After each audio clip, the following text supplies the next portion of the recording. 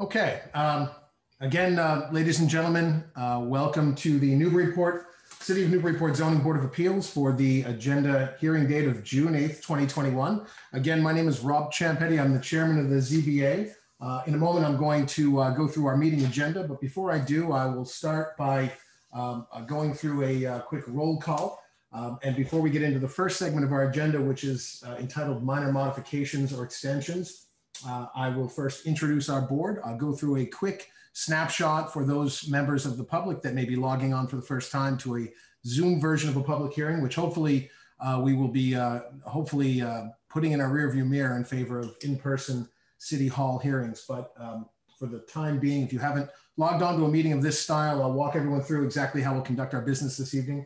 I will say though, it goes likely without the need of saying, it will be it's going to be likely a very detailed evening this evening. We have some fairly lengthy matters on our agenda, so I will go through the details of how we will move through that orderly so as to give every member of the public who wishes to speak on any application the opportunity, and so that we may move swiftly through the business of the board and the business of the city on this evening's ZBA hearing. So without further ado, I'm going to take a moment to call the roll, establish a quorum, and then I'll walk everyone through the flow of this evening, and we will then commence with getting into our first matter on the agenda, which is there are two minor modifications on our agenda, after which we will get into the public hearings. There is one adjustment to the agenda sequence this evening. We will be swapping the order of the first matter on the agenda. 1721 State Street. There is an appeal listed first and a variance listed second with respect to that address. We will be doing the variance application first and the appeal second. The rest of the matters will flow in the sequence that is published on the city's agenda. And for those members of the public that wish to follow along, Andy Porter, our planning director, will be putting up, as well as Caitlin Sullivan, our city planner, will be putting up on the Zoom screen the reference material for everything that's being discussed, so that it can be referenced by both the applicant as well as anyone who is logged on and following along. All of this material is also available at the City of Newburyport's website on the ZBA page by just simply clicking those links. Moving into our roll call, I will begin by calling the roll. I'll ask our members of the Zoning Board of Appeals to please respond either by saying present or here. I do note that our Vice Chair, Mr. Mark Moore, is absent this evening. So our Associate Member, Gregory Bennett, will be promoted to a full voting member this evening, which makes the 5 members of our board. So beginning the roll call, Mr. Stephen Delisle. Here. Thank you. Mr. Ken Swanton. Here. Mr. Walter Chen. Here. Mr. Gregory Bennett. Yes, present. And Rob Champetti, I am present. That is 5 members present. I will note for the record that the 5 voting members will be the 5 present members, Mr. Stephen Delisle, Ken Swanton, Walter Channon, Gregory Bennett, and myself, Rob Champetti. So before we get into our minor modifications, for those that are logging on that may not be familiar with the process, with the Zoning Board of Appeals, the way we will flow through our meeting this evening and every evening is we start by, I begin by reading the public notice in description based on the agenda. That is to say, I will read the applicant name, whether or not they're represented by counsel or anyone else, and the address, as well as the relief being sought. We'll describe it by docket number, as well as a brief descriptor of what they're asking for, whether it's a special permit for nonconformities, variance, and any bit of detail that's associated with it. Once we open the public hearing by my reading of the notice, I will then invite the applicant or the applicant's representative to present the application. This is when the applicant will have the floor and present the application. And at the close of their presentation, we will close that portion of the public hearing and go into the second phase of our public hearing flow, which is the public comment section. During public comment, Mr. Port, our planning director, will put up a slide which just describes the rules of the road with respect to public comment. This is going to be a lengthy and detailed evening, so I will ask everyone's courtesy to be sure to confine your remarks to 2 minutes or less. And in the spirit and courtesy of everyone having an opportunity to speak, it's very important that we adhere very strictly to that standard. It's so that we can get through the business of this evening and everyone will have an opportunity to speak. I will ask one of my members if you might keep our time for us with each public comment, just so that we can govern ourselves and each other and make sure we don't slip outside of the 2-minute mark, so that we can keep things flowing. And may I ask, Mr. Delisle, would you mind just sort of starting a rough clock for us when we go through the public comment, just so that we can keep tabs on trying to keep things moving forward? I'd be happy to. Thank you. Thank you, sir. All right. I want to note also in attendance this evening, we have Mr. Andy Port, our planning director, Ms. Caitlin Sullivan, our planner, and Ms. Gretchen Joy, our keeper of the minutes. So as we go through the public hearing section after public comment, and I will recognize everyone who wishes to speak, and I'll say this in advance. If you wish to speak, simply click on the bottom of your Zoom screen. You'll see at the bottom of the Zoom screen an icon that looks like a raised hand. Just simply click on that. You'll be identified. I will recognize every person who raises their hand in no particular order, but I will make sure that everyone is recognized. I do ask, for the benefit of our keeper of the minutes, that you kindly give us your name and your address, and don't feel as though you need to say you are in opposition to or in support of any application that you wish to speak on. Simply give us your name and address, and feel free to speak your mind. Do, of course, keep it under 2 minutes, but there's no need to be in one column or another. It's your comment that we're interested in. At the conclusion of the public comment section, I will close that portion of the public hearing, but I want to make this note for members of the public. You may be inclined to want to pose a question. Understand that your question has to be received in the hypothetical form, and that means to say that we won't be in a position to answer your question in real time. That the process, however, is governed by members of the ZBA listening carefully to everyone's questions, and you may well hear your question adapted in some form by a member of the board who will pose that question, perhaps expand on it. So don't feel as though your question's being ignored. It's just that you may pose a question, and we will be taking, I'm sure, copious notes. So rest assured, your thoughts, every bit of your thoughts are going to be accounted for, and we want to take the benefit of all of that along the way. When we close the portion of the public hearing, the public comment section of our public hearing, I will then go to questions from the board. This is the part of the hearing when members of the ZBA will oftentimes adapt comments or questions they've heard during the public comment section. They will have their own, or perhaps other questions will arise during that Q&A of members of the ZBA. Once questions have been asked and answered during that portion of the public hearing, I will then close that portion, the question portion of the public hearing, and we will go to deliberations. Deliberations is the last segment of the public hearing before the ZBA will entertain a motion and a vote. And essentially, the deliberation section is when you, as members of the public and the applicant and everyone else, essentially get to hear us as members of the ZBA think out loud. We will deliberate and toil over questions that may have been asked or answers that were given, the legal standard and criteria, whether we feel it's been met, or details that we're discussing. And you will hear all of that in the spirit of the open meeting laws. You will be hearing all of that as it unfolds. Once deliberations is concluded, I will then close that portion of the public hearing, and we go to the voting portion. Now, essentially, the way this works, we have an adapted form of Robert's Rules of Order. So the way the matter of the application is put on the table for a vote is in the form of a motion to approve. It's a motion to approve in this affirmative format, not because that member of the ZBA plans to vote in favor or supports it or otherwise, but rather just merely in adherence to the format, the Robert's Rules format. It's made in the form of a motion to approve, which places it on the floor. We then elicit a second by a member of the ZBA. Once the motion is made and seconded, I will then go through the roll call, and we will call the roll of members of the ZBA who will either vote yay or nay on the application. In order for an application to succeed and to pass, at least 4 members of the ZBA must vote in the affirmative. So it takes 4 yes votes in order for a matter to pass. And with that, we would close we'll then move on to the next matter on the public hearing. So that's essentially the flow, and forgive the granularness of that outline. It's important. I just want to make sure everyone knows how these meetings are governed and how they work. So with that, and having introduced myself and members of the ZBA, as well as our planning department, we will now move into the first matter on our agenda, which is the minor modifications and extensions. And I will begin by opening the matter of 40 Parker Street. This is a 2017 application. 40 Parker Street, I believe we have Stephen Sanderton. And Mr. Sanderton, you have the floor. Thank you very much. I appreciate the introduction there, and obviously the time of the chair and the board as well. I understand you have a very busy agenda this evening, so I will try and keep my comments and my presentation as brief and to the point as I possibly can. So this is a minor modification to an application that we made in 2017, which was a use variance essentially for our tap room as a, this was a sort of industrial commercial manufacturing space, which is primarily what we use our facility for now at Riverwalk Brewing.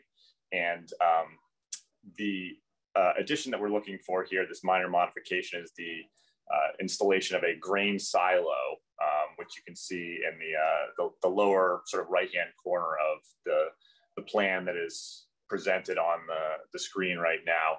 And the grain silo would essentially house grain that we use for the brewing process.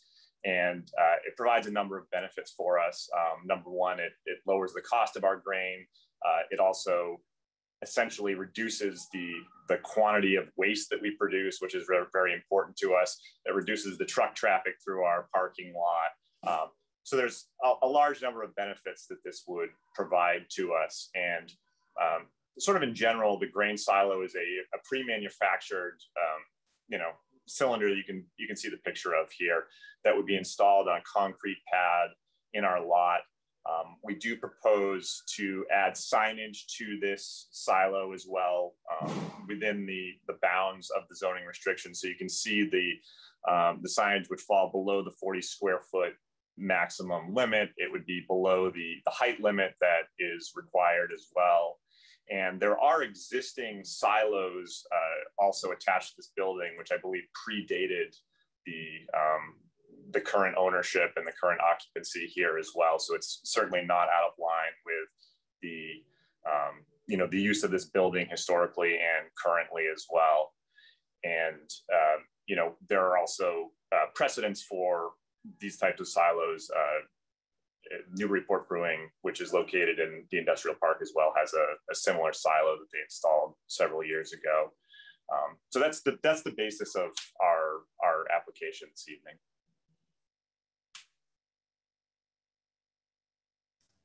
Very good. Thank you. Was there anything further you wanted to add, Mr. Sanderton? I think that's that pretty much covers the basis from our perspective. Again, it's a fairly simple installation. It's a pre-manufactured silo. We have structural engineers that will be providing the basis for the foundation of this silo. It does not require any additional power, plumbing, anything like that. We're going to be able to install this fairly quickly and get it up and running. And it doesn't take up any additional parking spaces in our lot. And it actually will reduce reduce the traffic through our lot and through the industrial park, which is a benefit as well. Very good. Thank you very much. Okay, so having heard from the applicant with respect to the minor modification, I'll go through each of the members of the ZBA to give us your thoughts on whether you feel the request is in fact a minor modification, and any other deliberations or thoughts. And we'll start with Mr. Delat. Thank you, Mr. Chairman.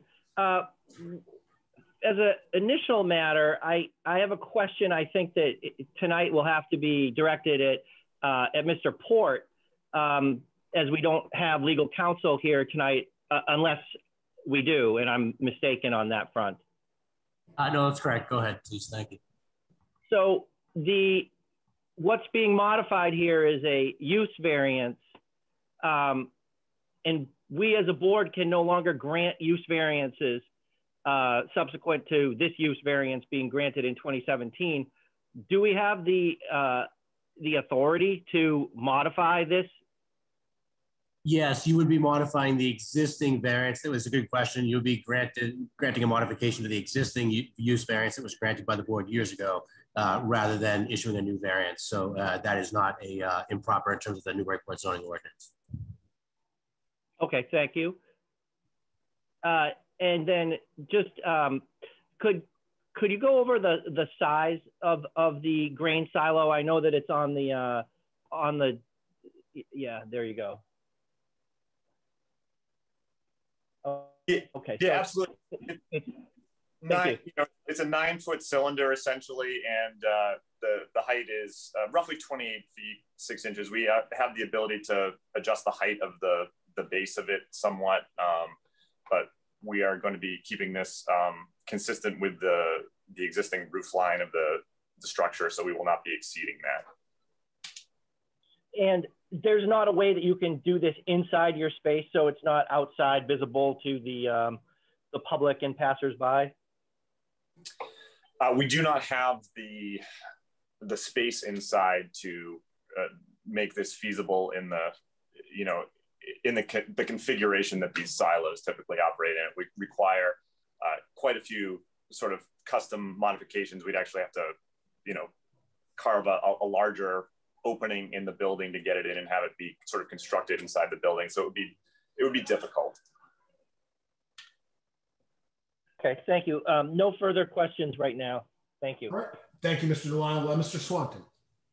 Yeah, no, I see the sizing and the signage is fitting within the ordinance, and it was pointed out there are other silos in the neighborhood, so I don't really have any questions, and I can support this as a minor modification. Very good. Thank you, Mr. Swanton. Mr. Chen. Thank you, Chair. I also can support this and feel that it's a minor modification and have no other questions. Thank you, Mr. Chen. And Mr. Bennett? Yes, I can support this application. I have no questions beyond those that have been previously asked. Thank you, Mr. Bennett. And I agree. I feel when I think about minor modifications, I try to imagine how I would have treated them if it were part of the original application. And I feel that there was nothing offensive in this if this were part of the original request as I saw it at the time. And so I try to give things the benefit of that doubt as well. And I feel it's appropriate and it's minor as well. So I agree with my colleagues. Do we have a motion? This is Ken Swanton. I'll make a motion to consider the request minor and approve the request for minor modification for 40 Parker Street, which is file number 2017-20. Very good. I'll second it, Stephen Delisle. Thank you. Motion's been made by Mr. Swanton and seconded by Mr. Delisle. Calling the roll, Mr. Delisle. Yes. Mr. Swanton? Yes. Mr. Shannon? Mr. Shannon? He's muted. Bud, can you hear us? Yeah, Bud does appear to be muted on his end. Okay. Bud, if you can unmute your mic and we'll circle back to Mr. Bennett. Yes. And Rob Champetti, I vote yes. That is, Mr. Shannon, are you able to vote? Mr. Shannon, if you can hear us, raise your hand if you can hear us.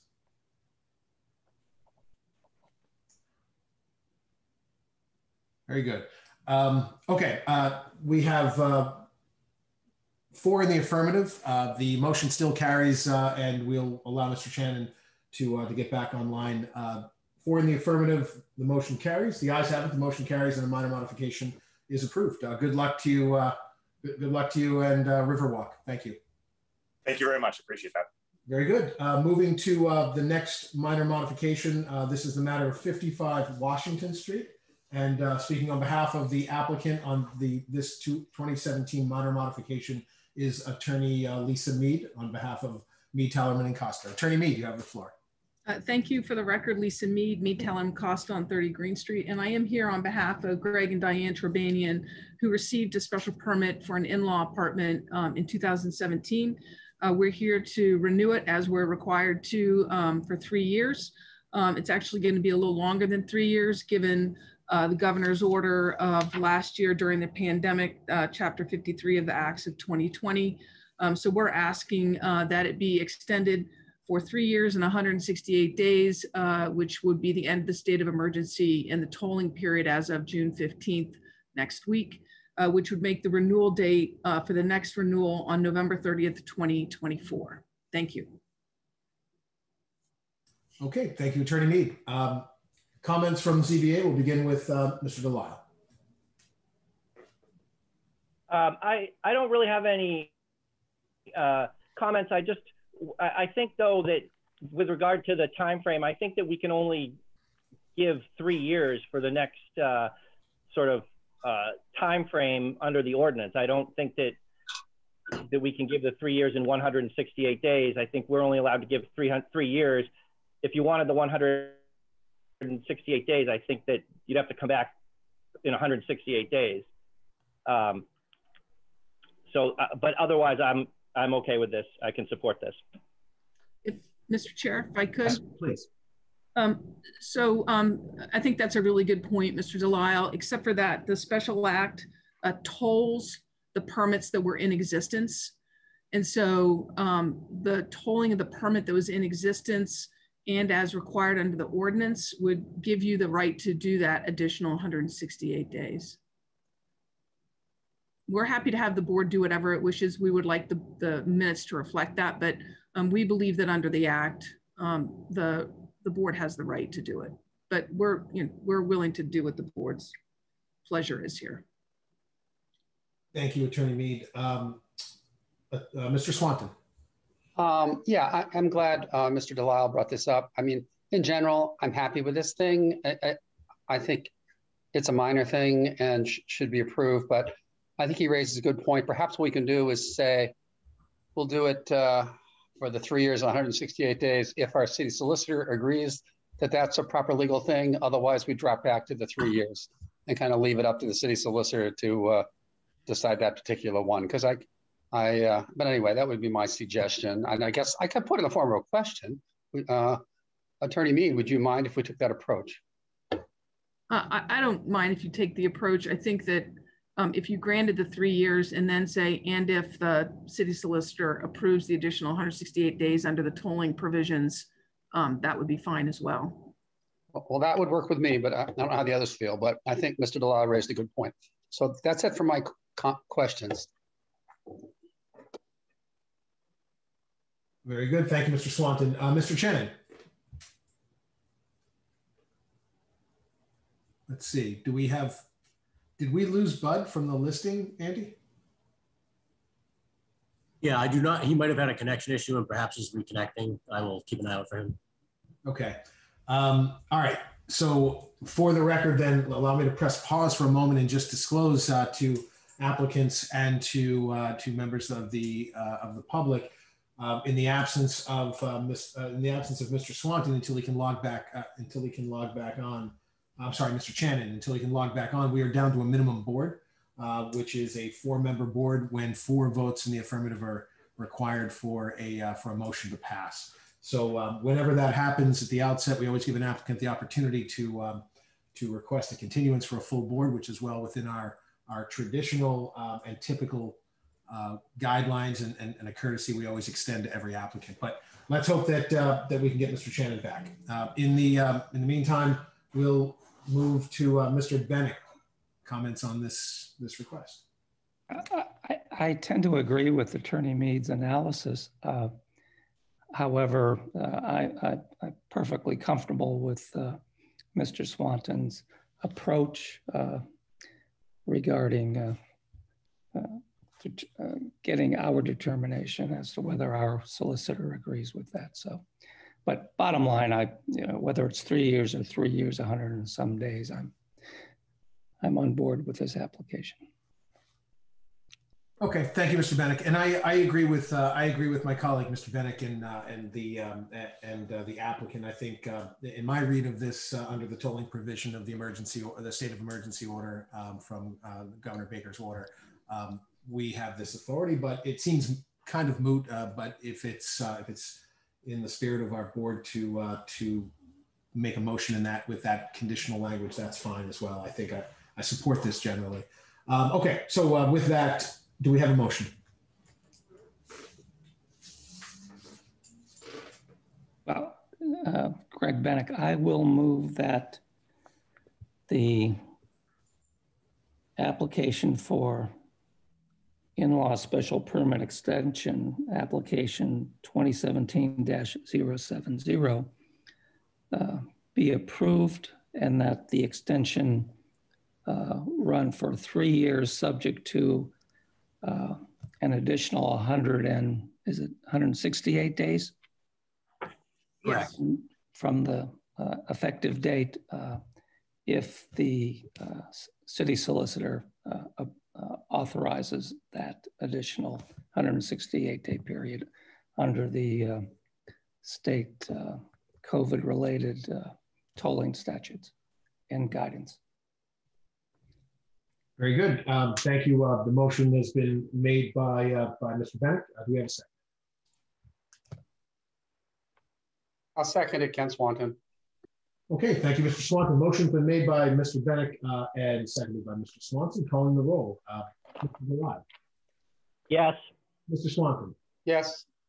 Mr. Shannon. I still don't see Mr. Shannon on the panel. Mr. Bennett. Yes. And Rob Champetti, I vote yes. That's 4 in the affirmative. The ayes have it. The motion carries and the modification is approved. Okay, we're now going to move into the public hearings section of our agenda this evening, and we'll start with the swapping of positions of variance versus appeal, and we will take the variance first, which is docket 2021-31. Attorney Mead, before we proceed and I read the public notice, as you likely heard, we're down to a minimum board for the moment, and I don't know if Mr. Port, do we have any way to maybe text or reach out to Mr. Shannon to see if he anticipates getting back online soon, or should we? I will endeavor to get a hold of him, but I can't guarantee. I will circle back if I can get a hold of him for any reason. All right, Attorney Mead, with that, as you heard, we have a minimum board of 4 available voting members. How do you wish to proceed? Can we have 30 seconds, Mr. Chair? Of course. What we'll do, how about we do this? In light of this development, and in the spirit of giving our missing member the opportunity to log back on, I can go to the next application, but I'll only do so if with your assent. I can go to the application of 32 Forester Street, and we can ask the same question of the applicant, whether the applicant wishes to proceed. And if so, I believe that's your application as well. So do you want, in fact, I think the next 2 are your applications. Do you want to press pause for 30 seconds or proceed with anything? Right. Mr. Chair, I'm actually texting both parties right now. So if you would just give me a pause, that would be great. Of course. Yeah, we'll take, ladies and gentlemen, we're going to take a 1-minute intermission. This is an opportunity to use the restroom, grab a soda and some popcorn from the concessions up front, and we'll be back in 1 minute, and we'll see if we can pick up where we left off.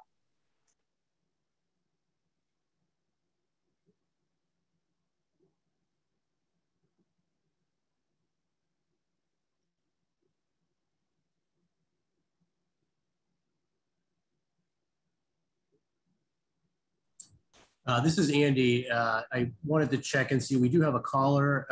Mr. Chagnon, if you are the caller that I believe you are identified in our audience attendance list, you should be able to unmute and speak as a board member. Are you there? Can you hear me now, Andy? We can, yes. Okay, my computer is booting up. I don't know what happened to it. It crashed. My apologies. But it is coming back up, but I've been listening on the phone. Excellent. All right. Well, welcome back. Welcome back to the panel, and so we'll be able to pick up. What we had done, Bud, is to we press pause for a moment since the next several applications would be going forward with a minimum board, and I think Attorney Mead is on all of them. So with that, Attorney Mead, we do have Mr. Shannon back online. So we can, with your permission, we're going to I'm going to jump right in and continue where we left off. That would be great. Thank you, Mr. Chair. Okay, thank you. And it's worth noting as well, Andy, if you can confirm, for those that are calling in via phone, and this is a good time to mention this, if you wish to unmute your mic, Andy, what's the code to press on the phone to unmute one's mic or to raise their hand? Yes, thank you, Chair. So I'll reiterate this when we get to the public comment periods for folks that might be calling in. We do have a couple of callers tonight, but it's if you're interested in raising your hand, you can press *9. If you are interested in unmuting after you've been allowed to speak, which you'll be identified by your phone number or the extension, you want to press *6. So I'll reiterate that again at the public comment period. Very good. Thank you, Mr. Port. All right, so reading the public notice on the application, first on our agenda is the application by Caswell Restaurant Group Inc., care of Lisa Mead, Tellerman and Costa LLC. The matter is 17-21 State Street, 2021-31. It is a variance. The variance for a building in the downtown overlay district to modify existing first floor storefront windows to be operable as proposed. May we hear from the applicant, Attorney Mead? Thank you, Mr. Chair, and for the record, Lisa Mead, Tellerman Costa, 30 Green Street, on behalf of the Caswell Restaurant Group, as the tenant of 17-21 State Street. You can go to the first slide, please, Andy.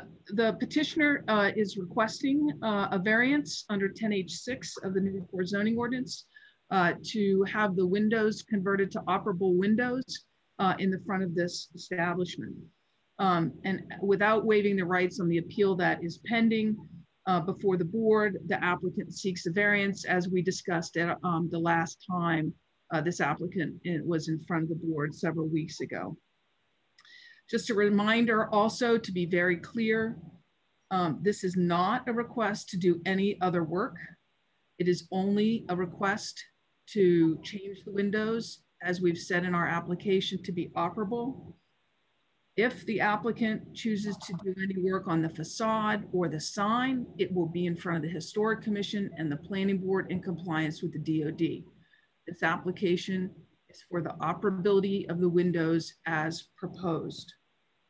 So the property is located in the B2 zoning district in the downtown overlay district. The building and use are fully conforming to the use and dimensional requirements of the zoning ordinance. The lot is approximately, you can go to the next slide, please, Andy, 3,112 square feet with approximately 35.33 feet of frontage on State Street. The building is about 30 feet tall. It was built in or around 1820. The use is a restaurant on the first floor, residence is on the upper floor, therefore it's considered mixed use. The applicant is proposing to install the windows, as we're going to show you momentarily. If you go to the next slide, actually, the windows will be operable by folding up and in. And I want to clarify something on this plan as well. The illustrations, the photographic illustrations on the right-hand side are merely illustrations to show the operation of the windows. The windows are 2/2 windows as proposed in the architectural drawings.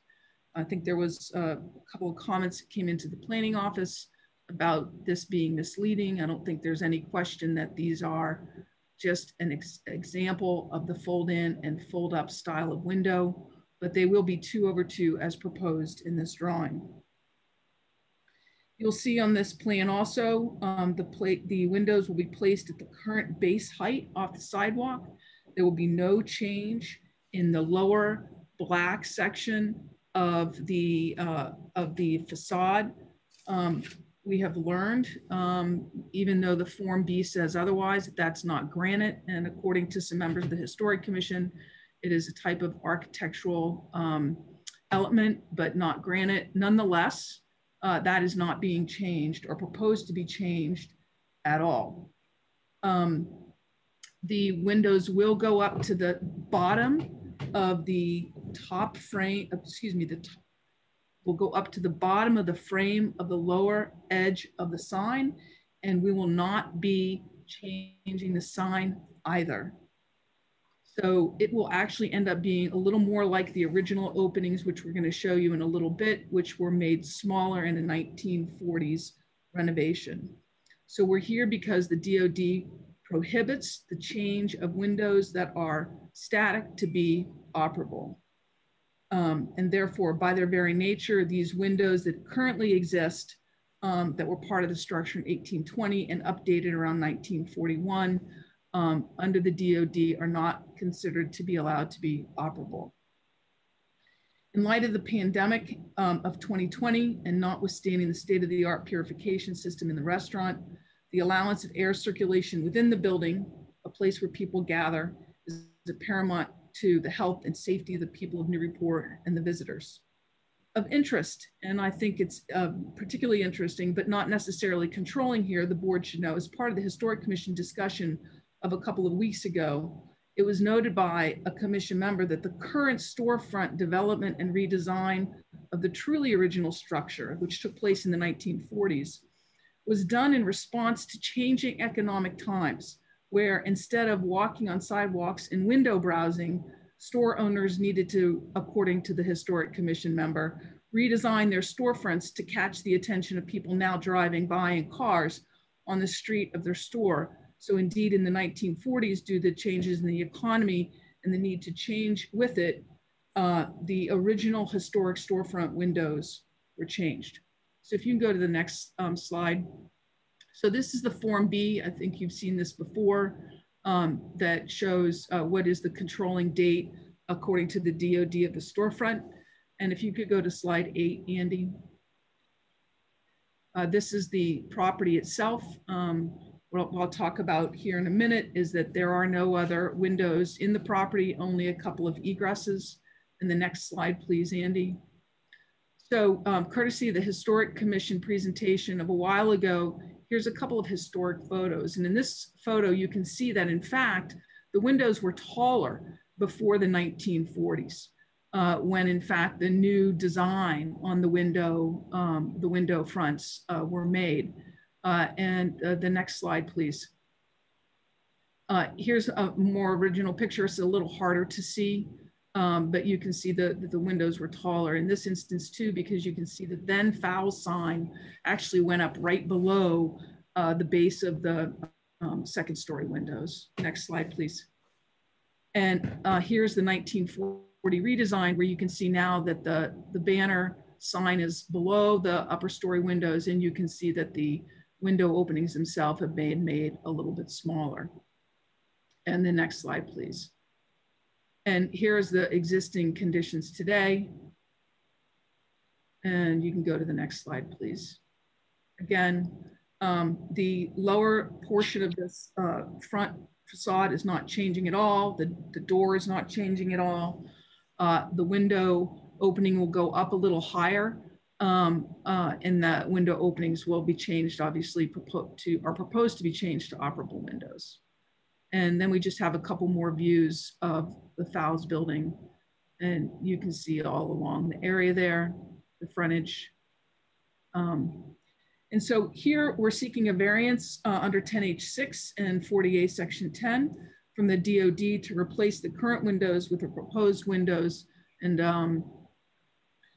to be operable. And as noted as above, such a variance is necessary to address the need for airflow and circulation within the restaurant space.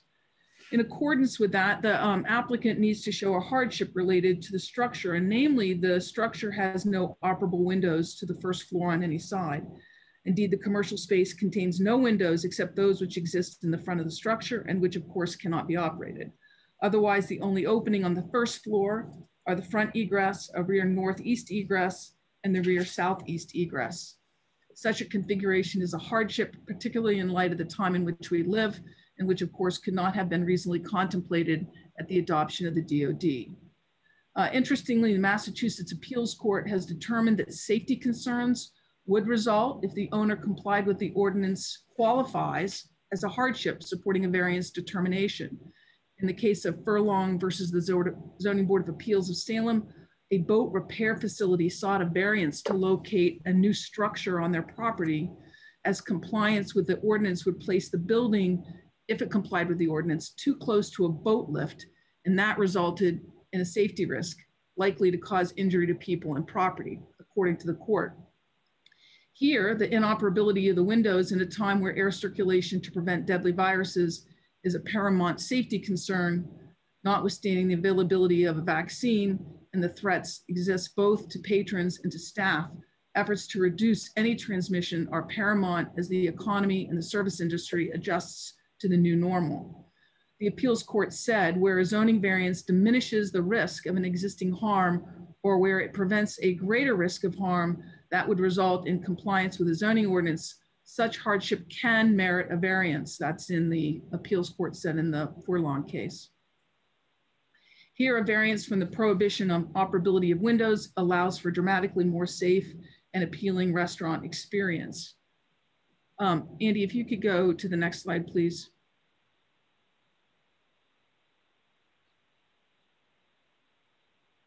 The CDC has advised that even a light wind can rapidly reduce concentrations. The CDC identifies primary tools to improve ventilation is increased introduction of outdoor air through opening of windows. This condition further then poses financial hardship if we don't open the windows on the petitioners. The lack of windows leads to a reduction in customers and potential harm to the employees.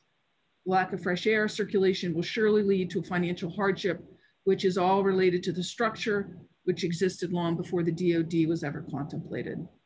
Nancy Caswell, one of the proprietors at the last meeting, illustrated the issues of operating a successful business out of this location absent operable windows. Also, as noted, the petitioner or the owner did not create the condition that currently exists in the structure of non-operational windows.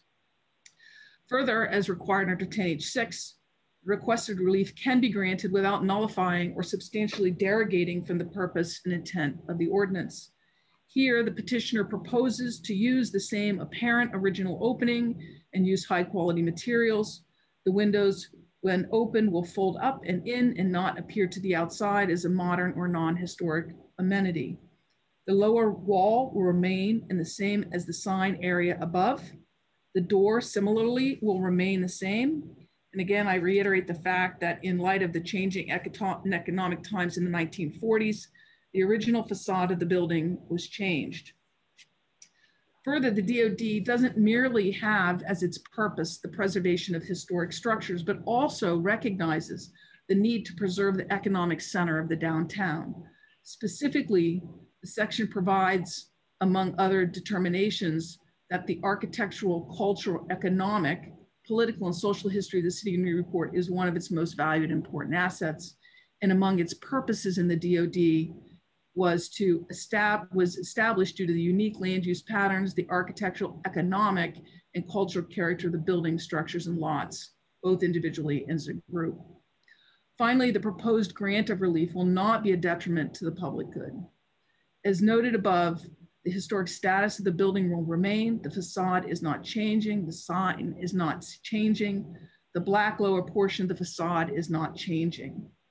Indeed, the provision of new windows, which are operable, aids in the public good by providing fresh air in the restaurant, rendering it more safe for restaurant patrons due to added ventilation, activating the streetscape in the cultural center downtown business area, providing a safer place for the employees to work. And as we have learned, all these are entirely consistent for the need for historic structures to be able to be modified in some ways to remain economically viable houses of business as occurred in the 1940s. Based upon the foregoing, we ask the board to grant a variance to allow the operable windows as proposed and allow the first floor and installation of those proposed windows. Thank you. Thank you, Attorney Mead. We will now go to the public comment section of this evening's hearing. And Mr. Port, if I can ask you to put up the public comment instruction slide, thank you. And this is just a reminder for those that may have just recently logged on. In the public comment section, I will recognize every hand that I see. We ask everyone to kindly govern yourselves with courtesy toward respecting our 2-minute per person mark. This will ensure that everyone has an opportunity to speak. If you wish to speak, please just raise your hand at the bottom right. Clicking the icon, I'll recognize you by name. If you are calling in, Andy, could you just give those instructions again? If you're calling in via phone with respect to how to raise your hand and how to unmute your mic. Sure. First step for everyone who's calling in, if you'd like, you want to press *9 to raise your hand. And then when we ask you to unmute, you'll want to press *6, and I'll reiterate that. Very good. Thank you, Mr. Port. Okay. And the last thing I'll mention is we've asked our member, Mr. Delisle, to keep our time just so that we can govern ourselves accordingly. And I ask everyone who wishes to speak to kindly try your very best to respect that timeline. You do not Mr. Chairman. Yes, sir. Would you like me to give a 30-second warning and then we can cut off the comment at that point, or just thank you, Mr. Delisle. Why don't we do a 15-second warning, and this way no one has to think that no one has to count down from 30, and that'll be sort of like the wrap up, primer. if that's okay. So we'll do a 15-second warning. Mr. Delisle will keep the time. And if you could kindly remember to give your name and your address. And remember, you needn't say whether you're in support or in opposition, though you're welcome to. Just simply give us your comments. And with that, I will recognize the first hand I saw, which was Mr. Michael Salas. Andy, Mr. Port will unmute your mic. Mr. Salas, kindly unmute your mic in the bottom left, and you have the floor. Thank you so much. Well, I want to acknowledge that City Council President Jared Eigerman has written the ZBA regarding this proposal. And I agree with Mr. Eigerman's point that the historic district is key to Newburyport's brand and its strategy as a city.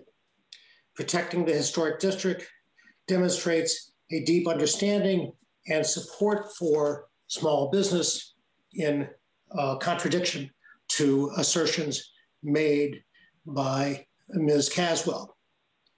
I have known and worked with our City Council President for 9 years. Ms. Caswell has made assertions regarding the behavior of Councilman Eigerman. For example, Ms. Mead, your client on January the 3rd said, and I quote, "Be careful, Jared. I can open my mouth and tell Newburyport how you operate," unquote. Newburyport has had almost 10 years to see how President of the City Council, Eigerman, operates. He has been repeatedly elected and occupies one of the top positions in our city. You have said that Mr. Eigerman's way of doing business is, quote, a joke. And Ms. Mead, if your client holds those views, I think she should demonstrate that and that her statements around those lines are related to 15 seconds remaining. Thank you. Related to the appeal that we're hearing tonight. Thank you. Thank you, Mr. Salas. Recognizing the member of the public's moniker is simply Mike. I don't see a last name, but Andy, if you could unmute Mike, and Mike, you have the floor.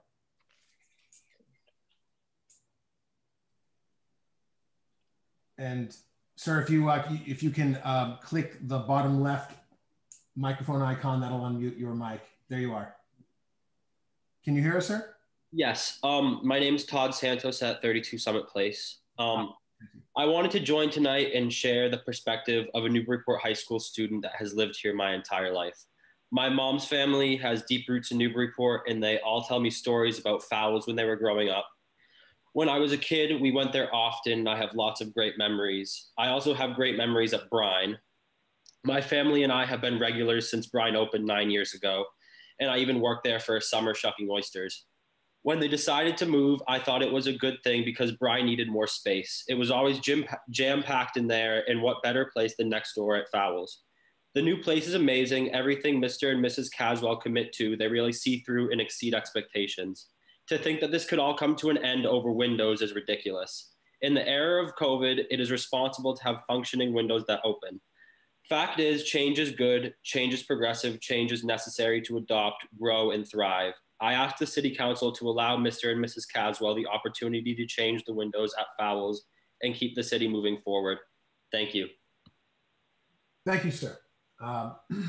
Moving next to the next caller, I'm sorry, the next member of the public, I'll recognize is Mr. Thomas Coulter-John. Mr. Coulter-John, you can unmute your mic and you have the floor, sir.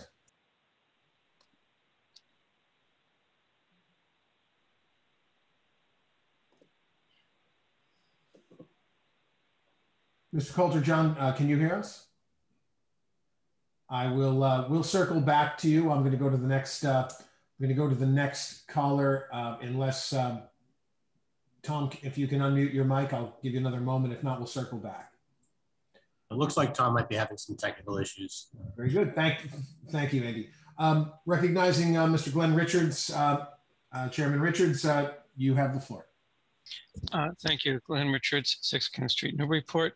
And let me make clear that, well, you have the report that I put together. I'm speaking tonight as a very concerned citizen, not on behalf of the Historical Commission. So I want to first make that perfectly clear. The minutes for the May 11th meeting, at that meeting, Attorney Mead is quoted as saying, quote, "The applicant in this case is not proposing to change the use or the structure. The applicant is proposing to modify the windows for the same use. In this particular instance, the DOD ordinance does not apply." And I heard Ms. Mead say that almost exactly the same thing tonight. She said, the facade is not changing. Well, but they now have before the board a variance for the project, and their application makes some very interesting reading. She did quote from, she meaning Ms. Mead, did quote from the application.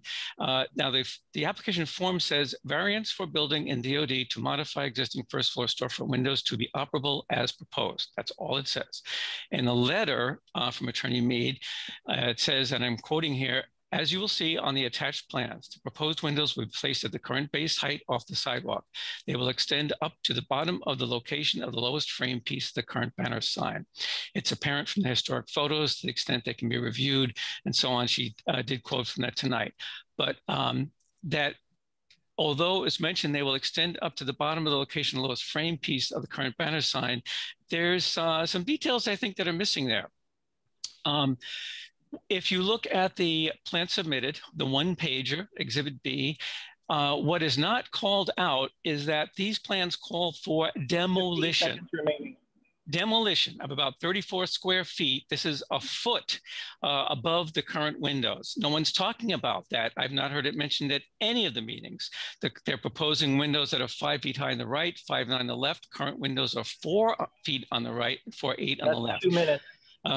You mean, I assume you mean 2 seconds.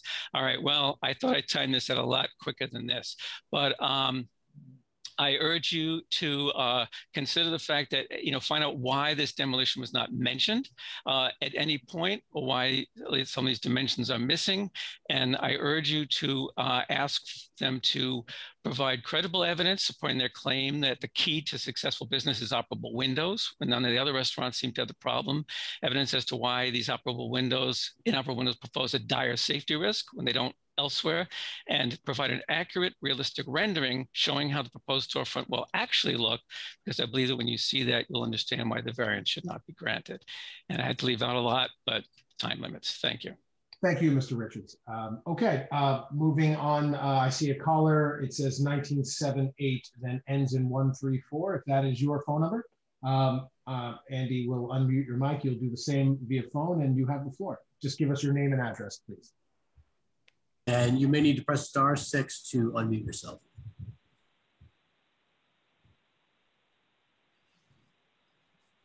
We aren't hearing you just yet. Again, if you press *6, it should unmute you.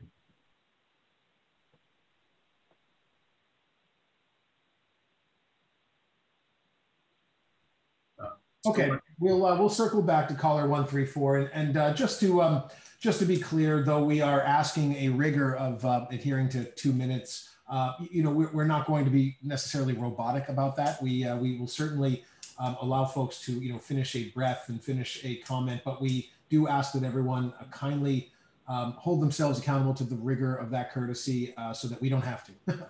Okay, so I will move on to recognizing Mr. Ian Holmeister. Ian Holmeister, you can unmute your mic, and Mr. Port, you can unmute that mic, and you have the floor. Hi, can you hear me? Yes, we can. Yep. So this is Ian Holmeister. I reside at 8 Cushing Ave. The pandemic and the experience the last year has forever changed the way in which we must approach public health. I think we can all anticipate that for some time, if not permanently, members of the public, employees, and patrons of our wonderful restaurants will feel most comfortable in settings which are not fully enclosed when possible.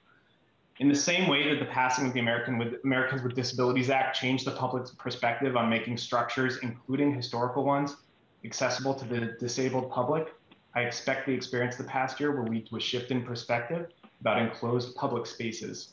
I urge the board to approve the variance and the request by the Caswell Restaurant Group. Ms. Caswell, We've never had the chance to meet, but I want to thank you for fighting for better Newburyport, striving to make your business more resilient and safer for the dining public. Thank you for your time. Thank you, sir. Okay, recognizing next caller in the number 407, if that is your phone number, if you could hit, what was it, Andy, *6 to unmute your mic, and you have the floor. That's correct. Good evening. My name is Reg Bacon. I live at 21 Strong Street in Newburyport. Let me first disclose that I work in the history and preservation field. And at one level, I have no problem with operable windows at Fowles, as long as they are strictly in the original window opening and the signs and structural glass are treated with care. New windows are a change that can be reversed. But what I or anyone thinks about the windows, in my view, really doesn't matter. What really matters in this case is whether the request for a zoning variance meets all the point-by-point criteria in our zoning ordinance.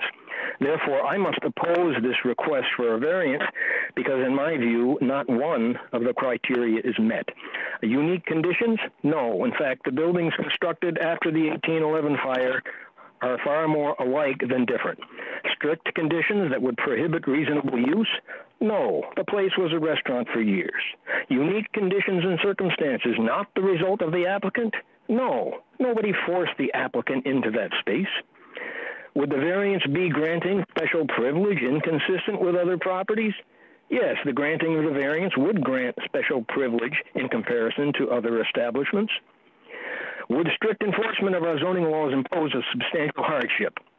Well, it's hard to keep a straight face if anyone who has moved to Newburyport in the last 20 years claims a hardship about anything. But the argument, after a year-long worldwide pandemic in which millions have died, that operable windows for a wannabe hip restaurant are absolutely essential to ensure the health of its patrons, to me, falls somewhere on the scale between disingenuous and shameful. Thank you. Indeed, the applicant's restaurant has already been open for weeks, and despite my efforts to stay informed, I have heard no reports of mass suffocations, so any claim of hardship in this case, in my view, is ridiculous. As far as detriment to the public good or nullifying purpose of our zoning ordinance, I think it fails on both counts. The granting would show utter disregard for the 21st century pro-preservation laws that we work so hard for, and disregard for the history and public memory of still living, breathing, voting, and tax-paying Newburyporters. So I don't think this variance meets any of the criteria and therefore cannot and must not be granted. Thank you. Thank you, Mr. Bacon. Okay, moving on to, and Mr. Holmeister, I see that your hand is still up. If I can ask each caller once you have spoken, unless you wish to be recognized again, time permitting, if you could kindly lower your hand just so we can see who is still needs to speak. Recognizing, looks like Jan Roy. Jan Roy, if you could unmute your mic, bottom left, and you have the floor. Thank you. I just want to say very briefly that we both support Jared Eigenman's letter of objection to this, and also the Newburyport Historic Commission. And I really must say, the remarks I've heard about these windows reducing the exposure of Newburyport's population to COVID-19 is positively absurd. And I'll leave it at that. And I hope that the zoning board does its duty here to protect historic Newburyport. Thank you. Thank you, Mr. Roy. We will recognize caller ending in the phone number 134. If you are able to hit *6 unmuting your mic, we can take a second pass at trying to recognize your public comment. You have the floor. Hello. Hello. Hi. Mary Ann McCauley, 25 Madison Street. I was present at the last zoning board meeting when this issue was raised and was struck by two arguments put forward to justify the issuance of a variance. These included the assertion that 17 State Street had experienced a series of restaurant failures subsequent to the closing of Fowles. This is just not true. Kathy Moulton had moved into Fowles after its closing and ran a successful restaurant up until an illness in her family caused her to seek a release from her lease. The space was then taken over by Superfine Foods, which lasted, I believe, only a few months. 17 State Street remained empty for close to 2 years. The point is this: one restaurant failure does not make for a series of restaurant failures. The second argument put forward was about ventilation and airflow in light of COVID. However, I reviewed the mass COVID guidelines in effect at the time of that zoning board meeting. Requirements for social distancing, hand hygiene, and masks were set out. There were none regarding ventilation and airflow. A moot point, since the CDC relaxed its COVID restrictions within a week of the ZBA meeting, and then on May 17th, Governor Baker followed suit and eased restrictions within the Commonwealth. In addition to these weak arguments, I was concerned that numerous testimonials to Ms. Caswell's character and all she had done for the community would sway the board's decision. No one takes issue with the testimonials, but they are irrelevant. The issues are, what does the zoning regulation say, and will the board members meet their responsibility and enforce these regulations? They have been put in place. They have been, well, I feel that a changing of the facade will lead to the homogenization, blanding of Newburyport and take away from its unique character, which brings visitors to our community. Thank you. Thank you, Ms. McCauley. And just for our record, I don't know if I heard your address as well. If 25 Madison Street.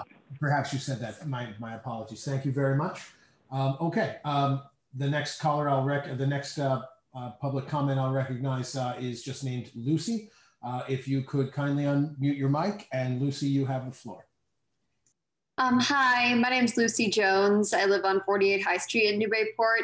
I'm a student here at Newburyport High, and I just want to hop on this call today to speak in favor of Nancy.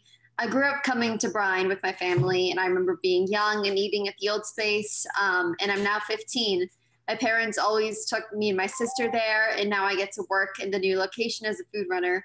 I think that many people are speaking about family memories that they have going to Fowles as kids with their parents, and I think that it's going to be sad that the place I remember going to with my family is a place we may lose that because they can't survive in their new space.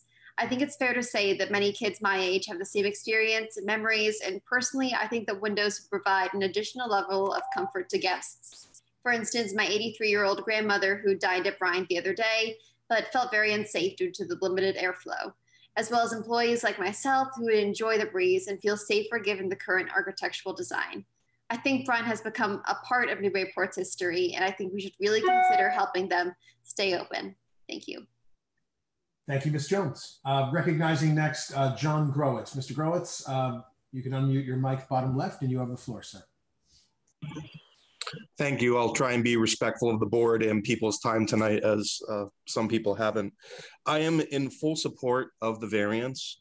I think we need to change with the times. The argument that one person made that there are tons of restaurants that don't have operable windows on State Street and are doing fine. There are those that do. And I think that Fowles, just the pictures that we looked at alone, prove that there's an issue with them. Never mind airflow. I've heard countless stories of people who have worked in that space over the years and talk about all the problems that the winter presents. Certainly, we can understand that the historic committee has reasons they feel that this should be saved. However, what I know the Caswell Restaurant Group will do is nothing but improve the space, both for their employees, for the comfort of the people that eat there, and to do something positive for the community. So I'm in full support. I don't know why people, would be against this. And certainly I hope the rest of the comments that we hear are in favor. And I'd like the board to remember that the countless people who called in last time that were in full support. And the one problem that I heard people commenting is that they didn't seek a variance. Well, now they are seeking a variance. So let's go ahead and approve it. Thank you. Thank you, Mr. Growitz. Ms. Stephanie Nikitich. Ms. Nikitich, you can unmute your mic if you would, and you have the floor. Thank you, Chairman Chiampity. Stephanie Nikitich, 93 High Street. I don't see that any one of the hardship requirements is met.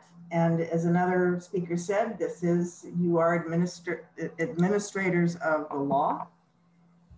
Unless the restaurant only plans to be open during good weather, the claim here that safety is a hardship is irrational. You are not just being asked to grant relief for window operation. The proposed plan is an extensive alteration of the windows and therefore the entire facade to an ahistorical style. The 80-year-old angled display windows are part of the architectural description for the building's inclusion in the National Register of Historic Places. As the Historical Commission points out, plate glass windows are a key element of the building's coherent and rare Art Moderne storefront design. There is no plan showing the existing facade versus what is proposed or what other existing features will be removed as a result. The Historical Commission raises a definite probability that any attempts to change the windows would imperil the structural glass banner sign. This extensive plan should be examined and considered with expert advisory reports as deemed needed under the Planning Board's special permit authority. I hope you will deny the variance due to the absence of any required hardship. Thank you.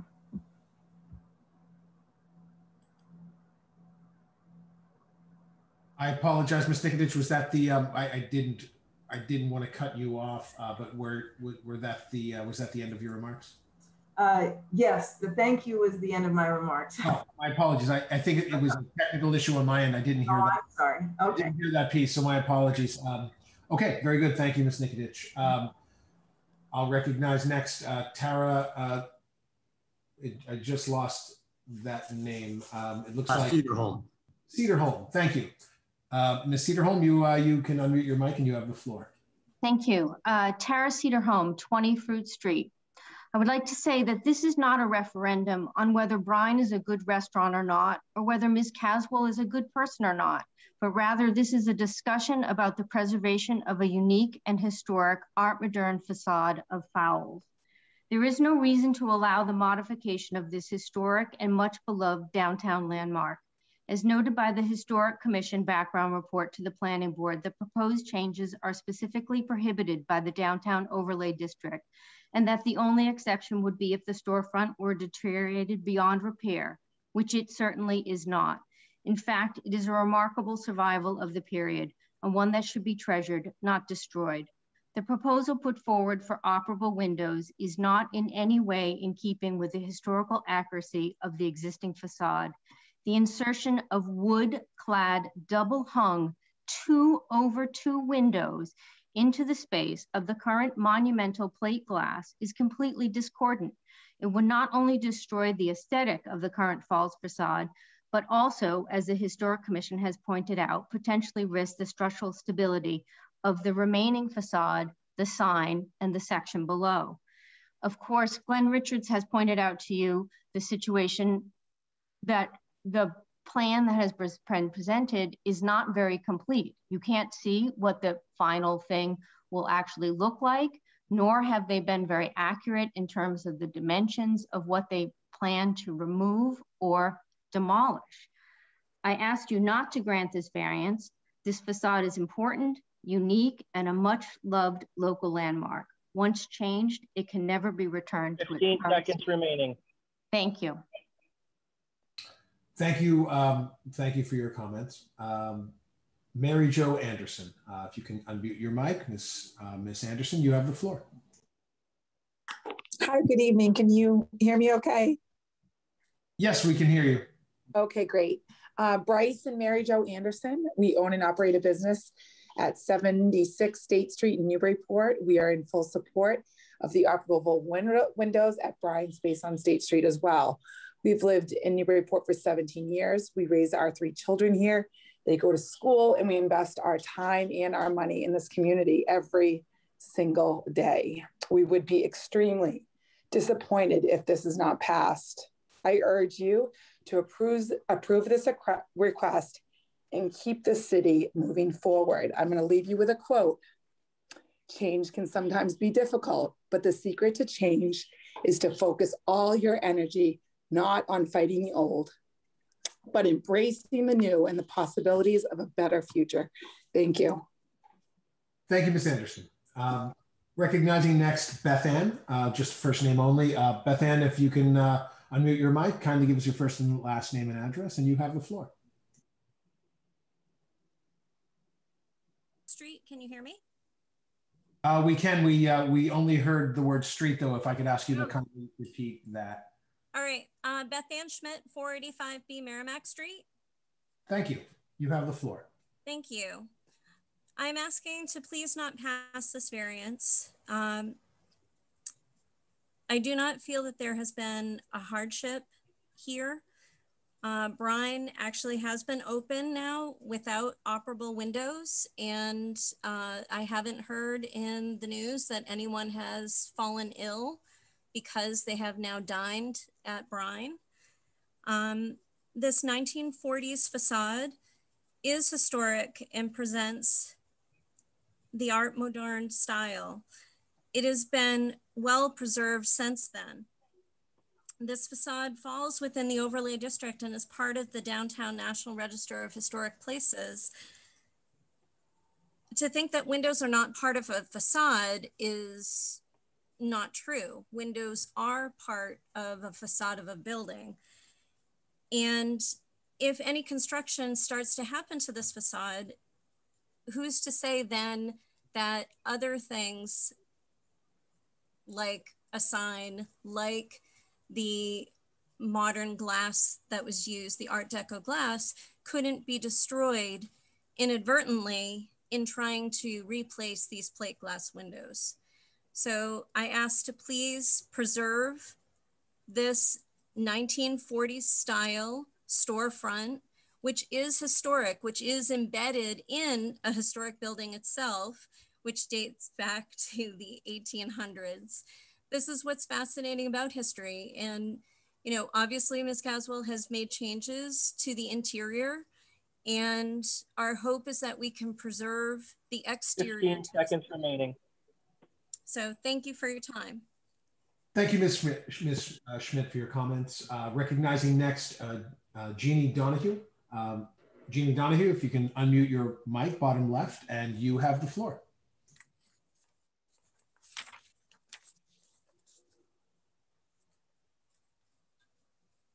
Jeannie, we don't hear you at the moment. Sorry about that. I was just having trouble unmuting. Jenny Donahue, 18 Cherry Street.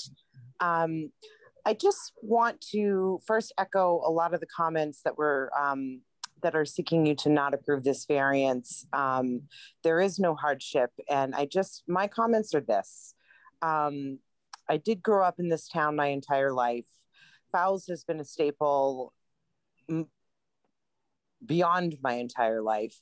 And in terms of having a historic district and historic storefronts, I don't want to mince words. And it's a little disingenuous for Ms. Mead to just refer to this establishment by address and just sort of, you know, glaze over the fact that this is in fact our most iconic, and I repeat that, most iconic storefront that we have in our historic district. So any changes to it are significant. And I think it is also very disingenuous to say and to point to the health crisis that we've all been enduring this past year and a half as a reason to have to do this now.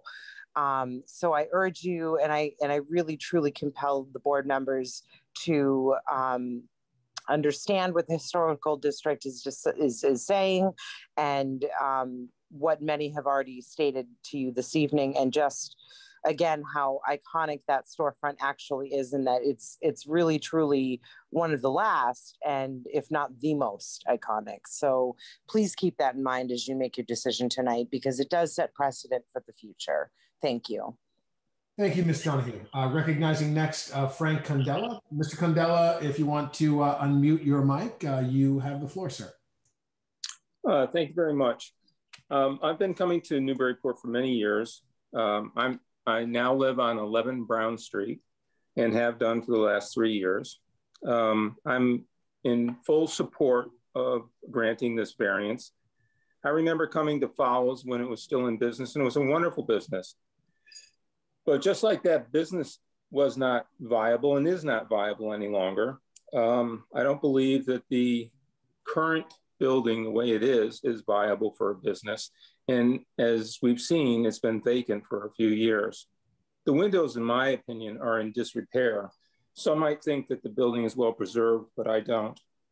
The CDC and other health professionals have said that indoor dining is one of the most dangerous places to contract an airborne disease. And so I think that this proposal is actually wonderful. They're preserving a lot of the 1940s exterior. All they're replacing are the windows, and it's an improvement over what there is today. And like other callers have said, sometimes we have to have improvement to move forward. And I think a vacant building is much worse than an improved building. And I would just ask people, all you have to do is to travel to Paris, to London, or even Boston, and you will see much older buildings preserved and have restaurants in them with operable windows. So I would ask the board to support the variance. Thank you. Thank you, Mr. Condella. Recognizing next, Mr. Chris Johnston. Mr. Johnston, if you can unmute your mic, sir, you have the floor. Appreciate it, Rob. Thank you.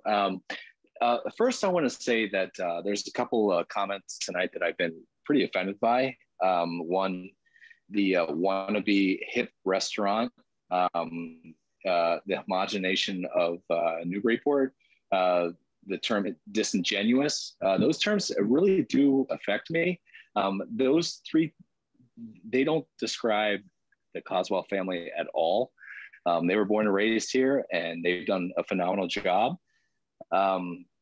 And the prepared statements, frankly, they're very hard pulling. They're very coordinated, and they're to be applauded. The preservation committee has done a good job at coordinating these comments tonight. However, if you remember correctly, the last meeting, the Arkelian family who built the Fowles business, they had a very applauding review of Nancy and gave her the applause to move forward, which I think is a very important statement towards them. The second important thing that I think is worth stating is that these people that have recollections of going to Fowles, which I do as well. I wasn't raised here, but I moved here 12 years ago, and the first place I went was Fowles. Got a magazine. It was really awesome. It really was. But it was the inside of Fowles that really struck me. It wasn't really the windows, so to speak. I spoke to a previous business owner recently of Fowles, and they asked me one question. They said, has Nancy preserved the marble countertop? That's all they asked me. And I said, yes, she has. And she, if you go in there today, that the original marble countertop, which is very historic, is in there today. So I question what people are really passionate about. Is it the windows, or is it the inside of the building? Thank you. Thank you, Mr. Johnson. And can we just get your address for the record as well? I'm sorry, 287 High Street. Very good. Thank you. Mr. Thomas Coulter-John. Mr. Coulter-John, if you can hear us, we're going to take another pass at seeing if you are able to unmute your mic. You have the floor, sir.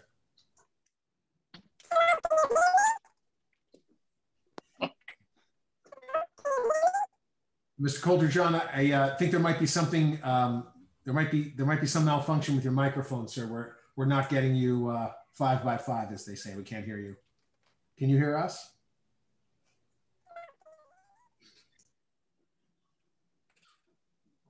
Mr. Coulter-John, we're going to circle back to you and give you a moment to perhaps maybe log out and log back in, see if that refreshes it. Moving on to, for the moment, I'll recognize Ben Harmon. Mr. Harmon, if you could unmute your mic, you have the floor. Hi. I want to echo, surprisingly, my neighbor across the street here's comments about the history of fouls and just take a little bit of a different view. I appreciate the preservation of the marble, but mourn the loss of a lot of the other original features. But in addition, I'll echo the comments that he made about the discourse that's been taking place publicly in social media and in letters to the editor, and just the sensationalization of this issue and personalizing it. So this isn't about being anti-Nancy or pro-Nancy. I've been a big fan of Brian, but I'm here to advocate for the denial of this variance, because I think that it is our duty to preserve the historic, facades of our community for future generations and not just think about the short term. Despite all that, I've been happy about the success of Brian since it's opened. I've noticed lots of diners enjoying the space indoor and out. And unfortunately, the applicant chose an iconic downtown space at Fowles instead of going to a new construction or another site where these limitations wouldn't be, subjected to their application for this variance. So down to the variance, I think that there's just simply no reasonably acceptable hardship or safety concern. The applicant is currently operating without operable windows, and I encourage the board and everybody here to think about the other restaurants in town without operable windows. I've been going out, happy to be vaccinated and free to support my local businesses again in person, and it just struck me as I've thought about it, going from place to place and seeing that this isn't a hardship for anyone else. And furthermore, does she plan to close during the winter months or when there's inclement weather? Like, it just doesn't add up. A couple of comments just in closing here on the case law cited by Attorney Mead, Furlong versus the Zoning Board of Salem. Just to clarify that, I Googled it while we're sitting here, is about a marine lift hoist. So we're not talking about the safety of windows at a restaurant. We're talking about actual industrial equipment. And for the board's consideration, just echoing other comments from the Historic Commission, the installation of windows is the beginning of this. This is architectural or structural glass. Glass is breakable, and you can see this precipitating just the complete, removal of this facade, and that will be sad. If anything, if it has to happen and it comes to that, then I hope it awakens a new generation of people supporting historic preservation in this town. Thank you. Thank you, Mr. Harmon. Recognizing next, Peter Mackin. Mr. Mackin, if you can unmute your mic, bottom left, you have the floor, sir. Yes, this is Peter Mackin, 13 Prospect Street. I don't have any strong feelings with regard to operational or non-operational windows, but I do believe that we should retain the prominent full signage, facade, perhaps a plaque and signage regarding the history and story of Falls.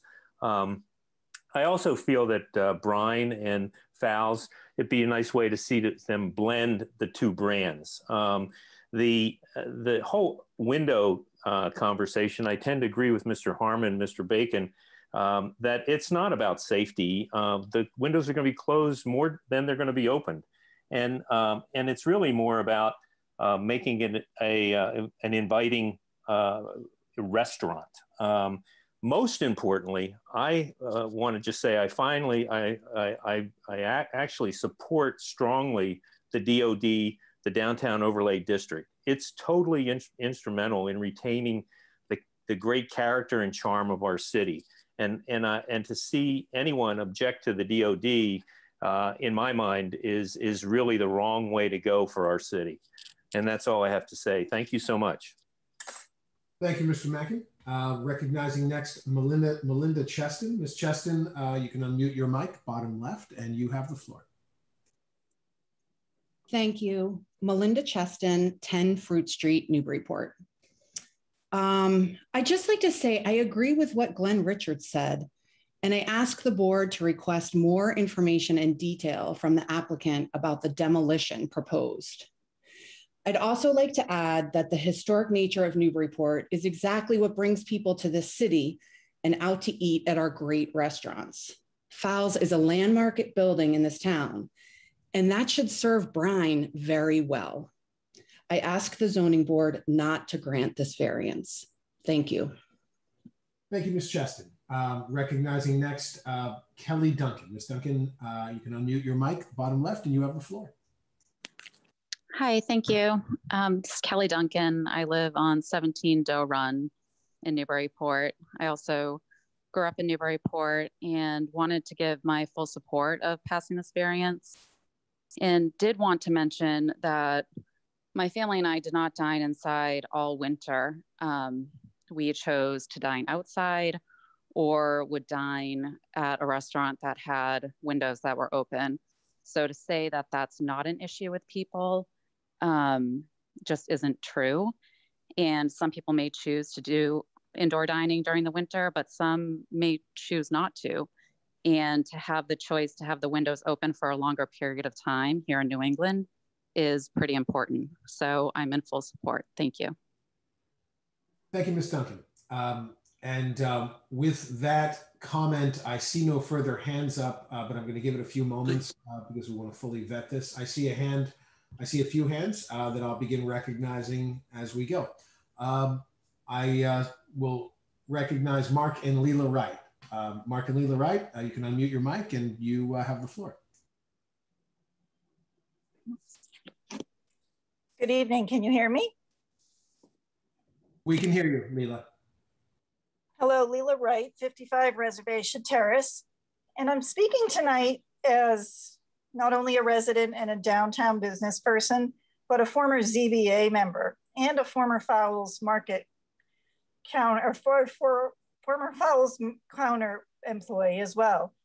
And what I want to remind the community is much of the character and charm that we love in Newburyport and that people come to visit and ultimately may choose to stay here comes from the individuals and businesses that were bold enough to take on the challenge of an older, dilapidated building or home. And in this case, they're taking what is a functionally obsolescent building and they're making it usable for today's business world. So I just want to say that I do fully support the Caswell's application for this variance as requested. Thank you. Thank you, Ms. Wright. Recognizing next, Ms. Patricia Pecknick. Ms. Pecknick, you can unmute your mic and you have the floor. Thank you, Chair Chimpeti. I simply have a process concern. Special permits in the DOD require the planning board to review alterations, including window design and materials in the downtown. In fact, in the DOD ordinance, the longest section under review criteria is the section on windows. Under the ordinance, the planning board is the board charged with reviewing and approving or compelling modifications to any plan to alter exterior architectural features of historic buildings in the downtown to be sure that the plans comport with the Secretary's standards and the MPS bulletins. Section 27F states that notwithstanding anything in the zoning ordinance to the contrary, the planning board shall serve as the SPGA for any proposed work within the DOD that requires action by SPGA. And then it goes on to define work that requires a special permit to include demolition or alteration of a character defining exterior architectural feature. Respect and deference are owed to the planning board to send this application to that board for review, since the special permit for the alteration of the storefront is in fact folded into the request for operability variance. I understand that for the applicant, operable windows are the desired product, but for city boards and for the larger public, the process is the product. And the process should be that it goes to the planning board as the DOD ordinance requires. Thank you. Thank you, Ms. Pecknick. Recognizing next, Rita Malik, and forgive me if I'm mispronouncing your last name. If you can unmute your mic, you have the floor. Thank you, Mr. Chairman. Rita Mahalik, 53 Warren Street. Many people have spoken this evening to deny this request, and I support that. They've spoken so well and they know so much more than I know.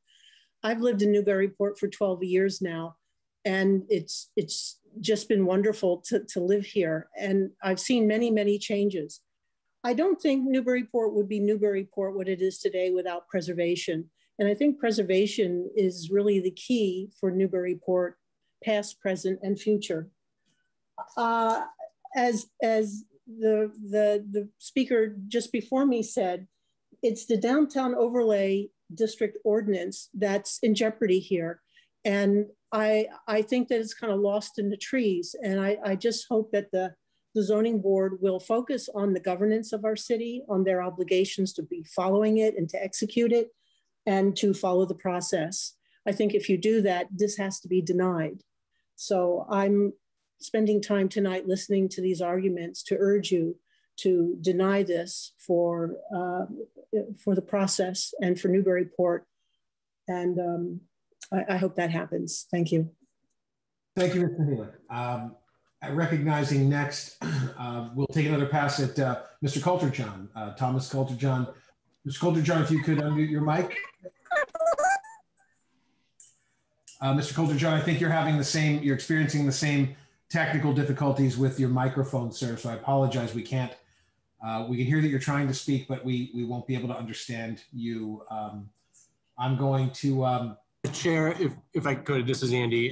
Tom, if you would, there's a call-in number as well. If you'd like to use that, we can also take comment that way. On the city's website, on the city calendar, there's a call-in number as well.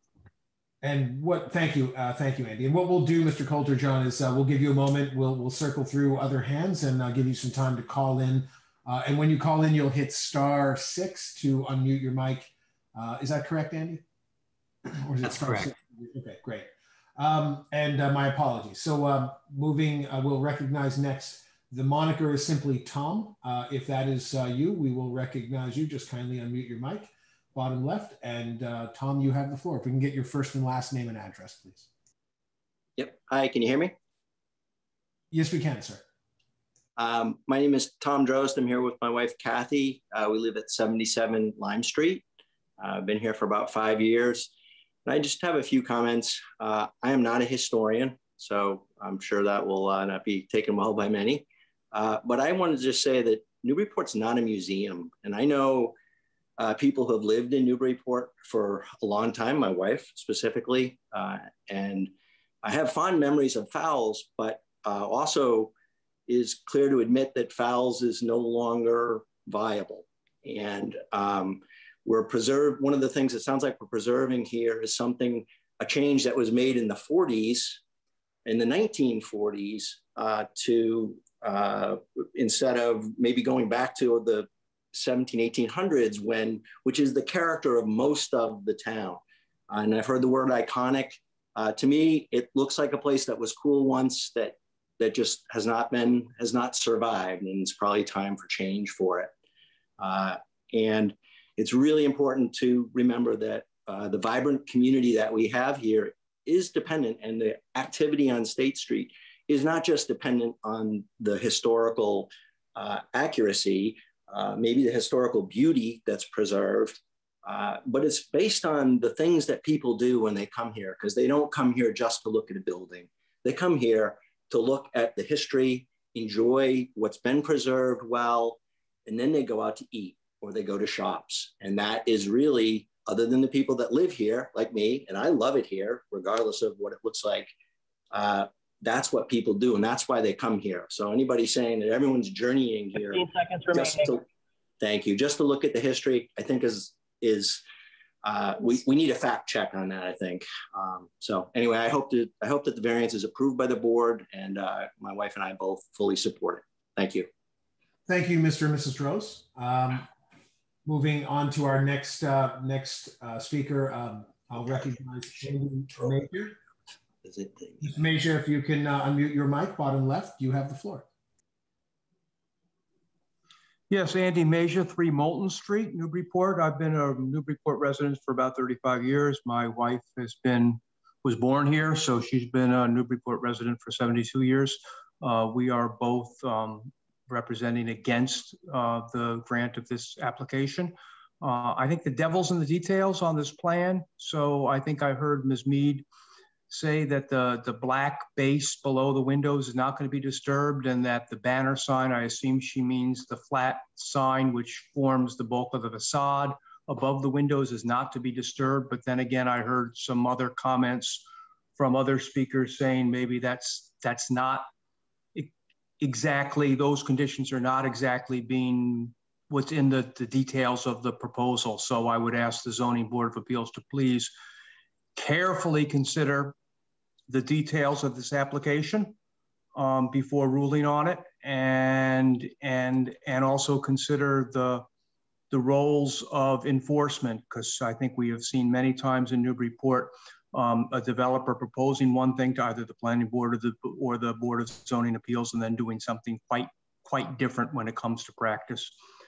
So those are my concerns, as well as the slippery slope we go down if we start to just ignore the downtown overlay district and start to either say the downtown overlay district is no longer applicable at all, or say that we're just going to grant appeals and to variances to it willy-nilly whenever an applicant makes an application. That's a slippery slope, and before you know it, we're going to have the same concrete buildings that we would have had if back in the 1960s and the 1970s we had just bulldozed everything and bulldozed all the red brick. 15 seconds remaining. Okay, I'm done. Thank you. Well, thank you very much, Mr. Mejia. Recognizing next the moniker of Will, W-I-L. If that is you, if you could unmute your mic, you have the floor. And just give us your first and last name and address, please. How you doing? Can you hear me? Yes, we can, sir. All right, great. My name's Dan Wilson, and I live at 7 Williamson Ave. So I just wanted to say, for the last month, I've read and heard quite a few nasty comments made about the issue that's on the agenda for tonight. So I just wrote something down real quick and kind of wanted to go through it. So I wanted to start out and say, this basically goes out to all the keyboard superheroes that are out there to save the world one button at a time. Sometimes change is good. Sometimes change is necessary. There's a reason Fowles is no longer in business. It was time for a change. After almost 20 years since Fowles closed its doors, someone had to step up to the plate and create a change to the space that had a couple runs to it, but still failed. I would assume all the keyboard saviors have actually stood in front of 17th State and the Art Deco sign that everybody's talking about to see how dilapidated it has become. Now, the sign only serves as a reminder of how a business has come and gone. There's a second sign there that will give people the warm and fuzzies if they so need it as they walk through downtown.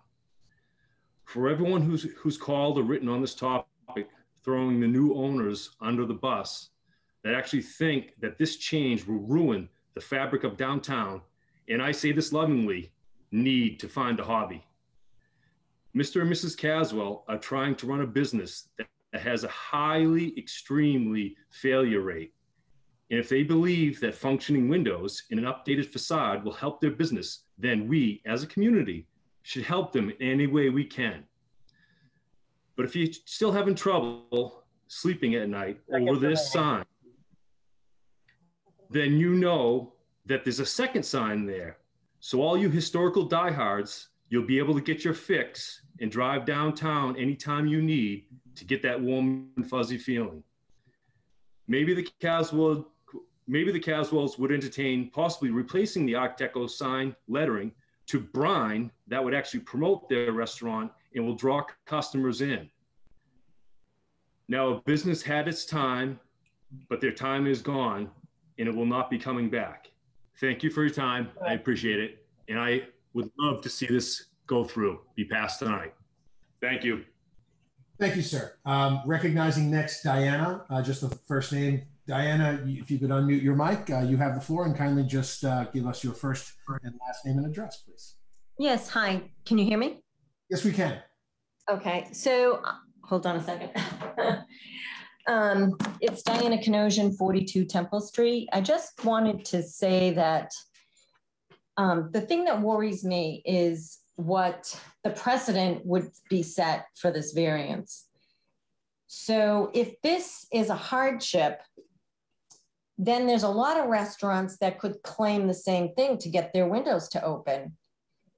The Joy Nest, I think they're the third or fourth restaurant that's gone in. So they could certainly get their windows to open through a variance as a hardship, and that would look horrible. I mean, that's the tannery.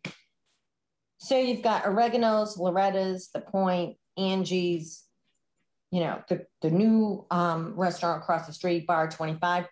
I just can't even imagine what it would look like if all these restaurants had all kinds of windows opening every direction.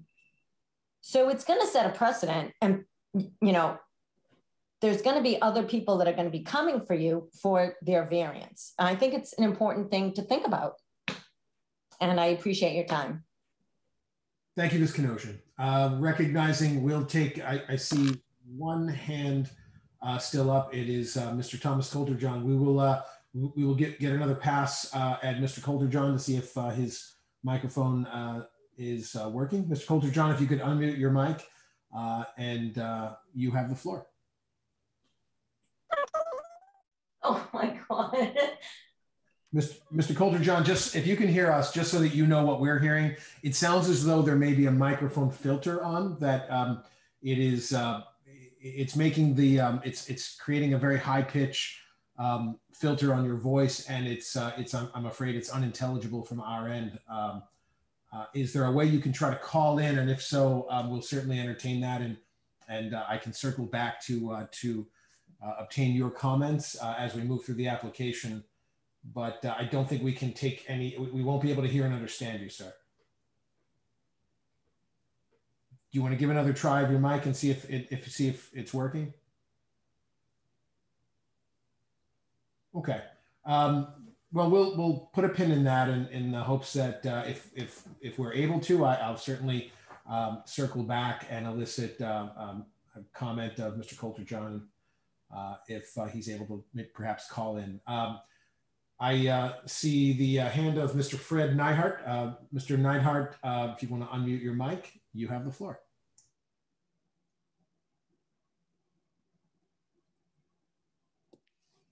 And Fred, you'll need to unmute on your end as well.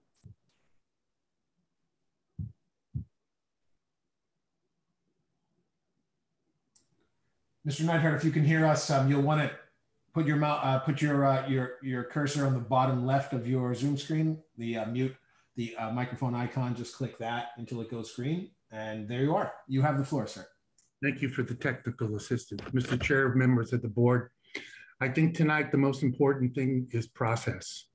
There's 60 years worth of history to the downtown Newburyport Central Business District that started with the Redevelopment Authority, and it needs to be. And the process needs to be honored and preserved. The development team needs the right to have economic means to go forward, but this is not the proper format for it. If they object to the downtown overlay district, they should petition the city council to have the ordinance changed. The variance should not be granted just because they feel that it's necessary to have operative windows. 60 years worth of hard work by the members of this community to preserve downtown, to create an environment for economic development that became a success for all of the residents that decided to live, work, and live here. I thank you for your time. Good night. Thank you, Mr. Neihart. Recognizing next, Mr. Peter McNamee, and forgive me, sir, if I've mispronounced your name. If you want to unmute your mic, bottom left, and you have the floor. Thank you very much, Mr. Chair. That's Peter McNamee, 9 Otis Place. I want to say that I am a member of the Historic Commission, but I'm not speaking on behalf of the Historic Commission. I just want to make the observation that on my commute to work every day, I drive through a town that has no ordinance in place to protect its historic structures. The result is that over the years, this town has become such a mishmash of styles that there's really no cohesive sense of what that town looks like. It offers industrial, commercial properties of plenty, but residentially, it's really a very bland place. So I just want to point out, where these rules don't exist, that's the inevitable end result. Here in Newburyport, where we have this ordinance in place, an ordinance which attracted my wife and myself to Newburyport years ago, and the historic nature of this town, we have an opportunity to preserve that. Now, if that's not important to some people, and I'm not saying that's not the case with the Caswells, but if that's not important to some people, they don't need to be in Newburyport. But Newburyport has a sense of itself, has this historic gem downtown. If we allow one restaurant or one building to disregard these ordinances, then we're going to have to allow the next one, and then the next one, and the next one. And then we'll end up with the exact same result as the town I described earlier. Thank you very much. Thank you, sir. Are there any other hands before we move on? And Chair, if I could, there are two callers. If you are interested in speaking, this might be your last opportunity to press *9. Thank you, Andy. All right, I see. See no hands raised, Chair. See no new hands raised. And Mr. McNamee, I see your hand still raised. I assume that is just, thank you, sir. And Mr. Coulter John, if you want to try to call in via telephone, Andy, the telephone number is on the website, and we can circle back and recognize your comments. But I'm afraid we weren't able to understand your comments. There's a microphone glitch. But seeing no other hands raised, I will, for the moment, at least close that portion of the public comment hearing, and we will move to questions from the board. And of course, there's a lot that has come in the form of public comment, so I'm sure there will be an equal amount of questions. So I will get right to it, and we will begin with questions from the board. Mr. Delisle, why don't you start us off? Thank you, Mr. Chairman. Attorney Mead, I guess we'll go right to the good stuff here. There were a number of comments regarding the sort of lightness of the proposed plans as to what would be required otherwise. Could you speak a little bit to that, particularly to sort of how this plan that we have for the facade, how it actually relates to what is going to be put in place if the variance were to be granted as requested? Yes, Mr. Delisle, I can. And if I could also, I'll do that. And then my client would also like to address the board, Mr. Chair, after I address Mr. Delisle's question, if that's okay. That's fine. I had pressed sort of I pressed pause on the public comment section in pencil, just in the event that there were any further comments. With the chair's discretion, I'll try to include those, and of course we'll give the applicants an opportunity to speak. Great, thank you very much.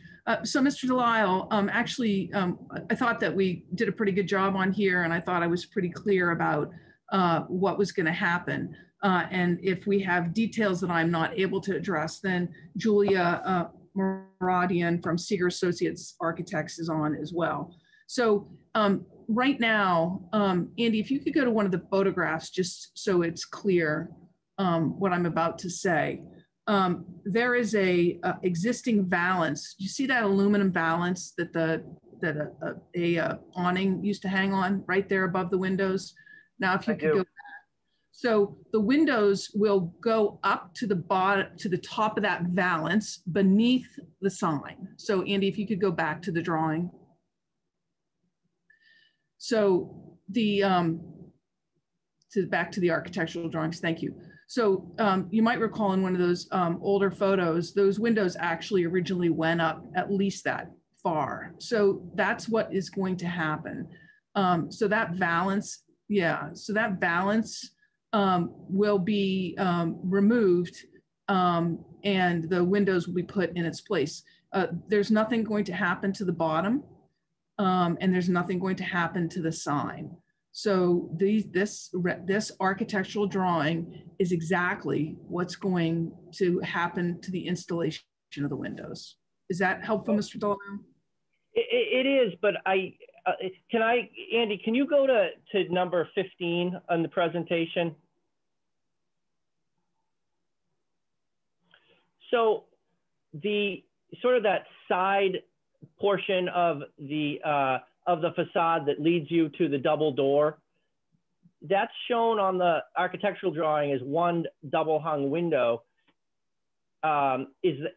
Is that right? Because it looks like it's a longer distance, and it's just unclear from the architectural drawing how that works dimensionally.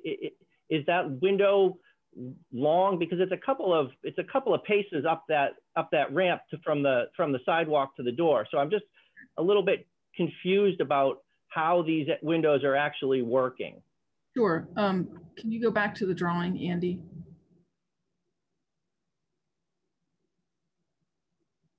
So they will be one double hung window there as shown in these plans. So, you know, I'm not the architect, please. So Julia, I don't know if you have any further clarification about that. But what is shown is what is to be put in there in the space that the original windows are. And I don't know if you can see Julia on the screen or not, Mr. Chair. Yeah, until we get Julia, it just doesn't seem like it's to scale, though. That's, I guess, maybe a non-architect's comment on that. That it doesn't look like it has a scale on the bottom, but it just seems as though. Hi, this is Julia. Can you hear me? Yeah, we can hear you, Julia. Julia Moradian with Seeger Architects. It is to scale, but in that drawing, that is in perspective because, as you said, it is angled in.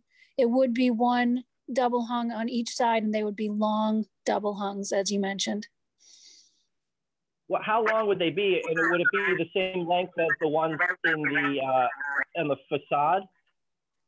I don't have the exact length in front of me, but I believe that they are going to be longer. We didn't want to break up that portion with you know, another dividing in there. So we kept it one long double hung. Okay. Okay. Right. But okay. So, but we don't have that information in front of us right now as to the dimensions of the while you window. keep talking, I can find it. It will be. If Attorney Mead, can you just clarify as to the potential for demolition or disturbance of the glass above and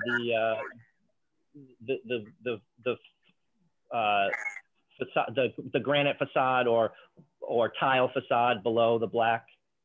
So again, Mr. Delisle, I'm not the contractor for sure, but I can ask Mr. Caswell to address that. Obviously, the architects also have taken that into consideration, and they will take the appropriate precautions to make sure that those areas are not damaged. So they are the experienced experts at that. I am not. They understand the what is being proposed and what will need to happen in order to make sure that neither the sign nor the areas below are damaged. Okay. Okay. That's all the questions I have for now. Thank you. Thank you, Mr. Delisle. Thank you, Attorney Mead. Moving on, Mr. Swanton, questions from the board. Yeah, I mean, I would like to, can you hear me? Yeah, there's somebody that has a microphone. Yeah, it sounds like someone's microphone is, if we can ask everyone who isn't speaking to kindly mute your mic, it's creating, the speaker is creating feedback through your mic and it's disrupting the ability to hear everything. If I could ask everyone to kindly do that, and we'll try it again. Mr. Swanton. Is it still an issue? Nope, no. It appears to be better. Okay, so you can hear me. Yeah, we can hear you loud and clear now. Okay, good. I like the track that Mr. Delisle was on, because I too am trying to understand exactly what it is we're being asked to approve. We left the last meeting, I thought we were going to talk about whether windows can open, but it seems like there's quite a bit more we're looking at. We've already gone over demolishing the valance above them, extending the windows up. So we're changing the size of the windows, the configuration of the windows. If you could put slide 4 back up, Andy.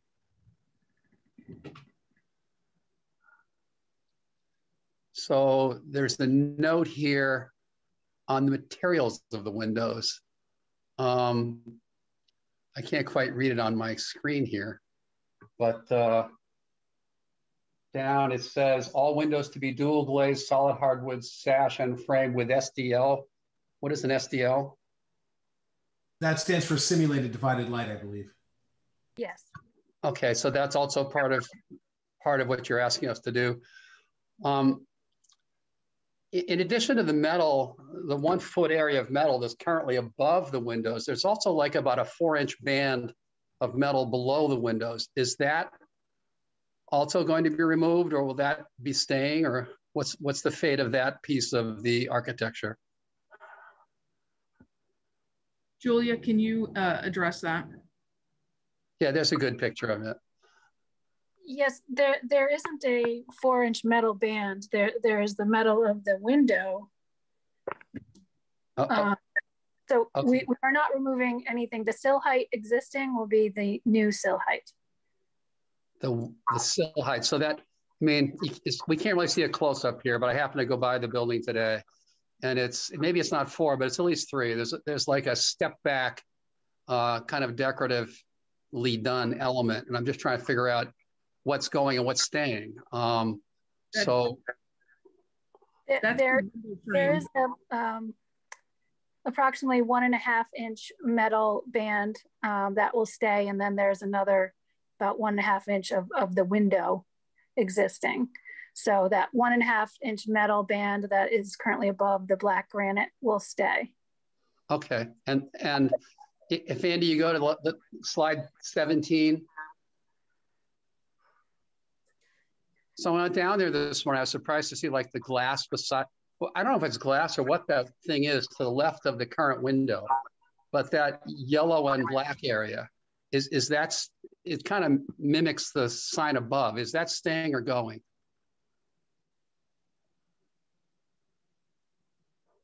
The part on the left and right side that mimics the above is staying. Okay. You know, it would help. Usually applicants give us a drawing showing what it looks like today and then a drawing of what it's going to look like in the future. So, you know, forgive some of these questions, but it's hard to parse here what you're really asking for. Yes, that was with the previous drawings. I guess it was not kept with these. Yeah. I think one of the, I'm just double checking here, but I think it was the head of the Historical Commission who said the windows, if you go back, Andy, to slide 4. In this drawing, it shows the windows on the right are 5 feet high and the windows on the left are 5 feet 9 inches high. That's about a foot larger than the current windows, right? Is that correct? It's even more than a foot larger than the current windows. And the current windows, I think he measured them at 4 feet. It's about 10 inches, 10 or 11 inches larger than the current window, which is how much that metal awning band is right now. Okay. You know, I guess my next question is, you know, we've had a lot of people talk about, we love brine, you know, we love fouls. This isn't really a discussion of brine or fouls. I thought we were going to be looking at a request to allow windows to open, and then you'd go to the planning board and get approval for everything else. Instead, what I feel like I'm looking at here is a proposal for much of the design of the new front. You know, I think someone said, I think it was the assistant chair of the Historical Commission who said the biggest piece of the DOD ordinance is windows. And here we are deciding not just whether they open, but their size, their shape, their configuration, their mullions, their surrounds, their materials, demoing the thing above. I mean, and it's not like I'm uncomfortable. Well, I guess I am uncomfortable because we don't do this here on the zoning board. You know, I never recall looking at a downtown overlay district variance before. We're not experts in this stuff. That's what the planning board does. We are, you know, we focus on the other areas of town and Plum Island and other things. So we're kind of, you know, you're basically asking us to help you bypass the experts here. And so I guess my question is, you know, at the last hearing, I said, you know, I started a company, I ran a business for many years. I learned all about, you know, making payroll and taking care of my customers. Your customers are a big piece of the reason they come here is historic downtown. And last month, you were asking us to kind of overturn the declare unlawful the DOD variance. Here, you're asking us to help you bypass it, bypass much of it. I mean, I don't understand. Why aren't you just asking us about opening windows? That's the only thing the planning board can't do here. Why are you asking us to make all these other decisions that should be going to the planning board?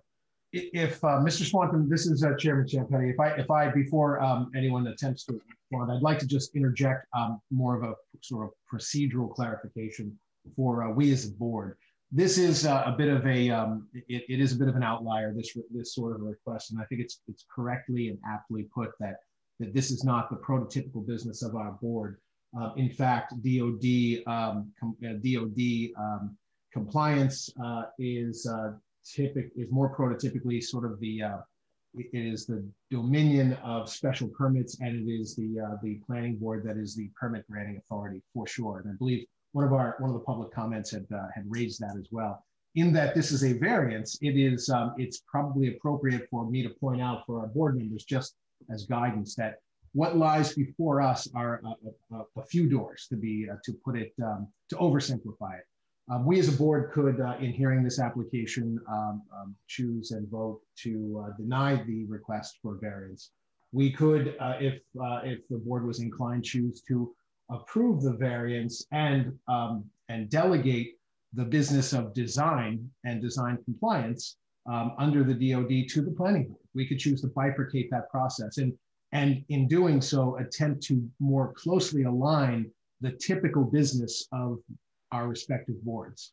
Of course, this board could, because this is a variance request, could elect to hear this variance application with the design materials that have been put before us. And in doing so, not just vote on the operability of the windows, but also adopt the proposal as proposed. That is something that is within the purview of the board. And we can get to this later. And Mr. Port, correct me if I'm wrong in sort of organizing and outlining what is before our board. This variance, we as a board have the discretion to simply almost surgically extract merely the request for operable windows, leaving all else in design and practice and materials and execution to the more typical domain of the planning board. And Andy, is that a fair depiction as you see it as well? Correct. Well, the applicant has asked for the variance as needed from the DOD ordinance. You could be more selective about the variance component that is granted approval. That's to the discretion of the board. I know that the applicant has requested approval for variance under the ordinance to the extent needed for the proposed windows. Whether or not the board wants to do that or some smaller portion of that request is up to the board. Okay, and thank you, Mr. Port. So, Mr. Swanton, I'm not sure if that's helpful at all, but I know that us reminding ourselves, because this is so this is so atypical for we as a zoning board to be toiling with, to remind ourselves that we possess certain discretion, and we can we can choose to do one of a few things here if we are as a board inclined to do so. So I guess it's important for us to just run this through that lens as we continue through this process, and then we'll get into it more deeply together during deliberations, if not during questions. Is that helpful at all?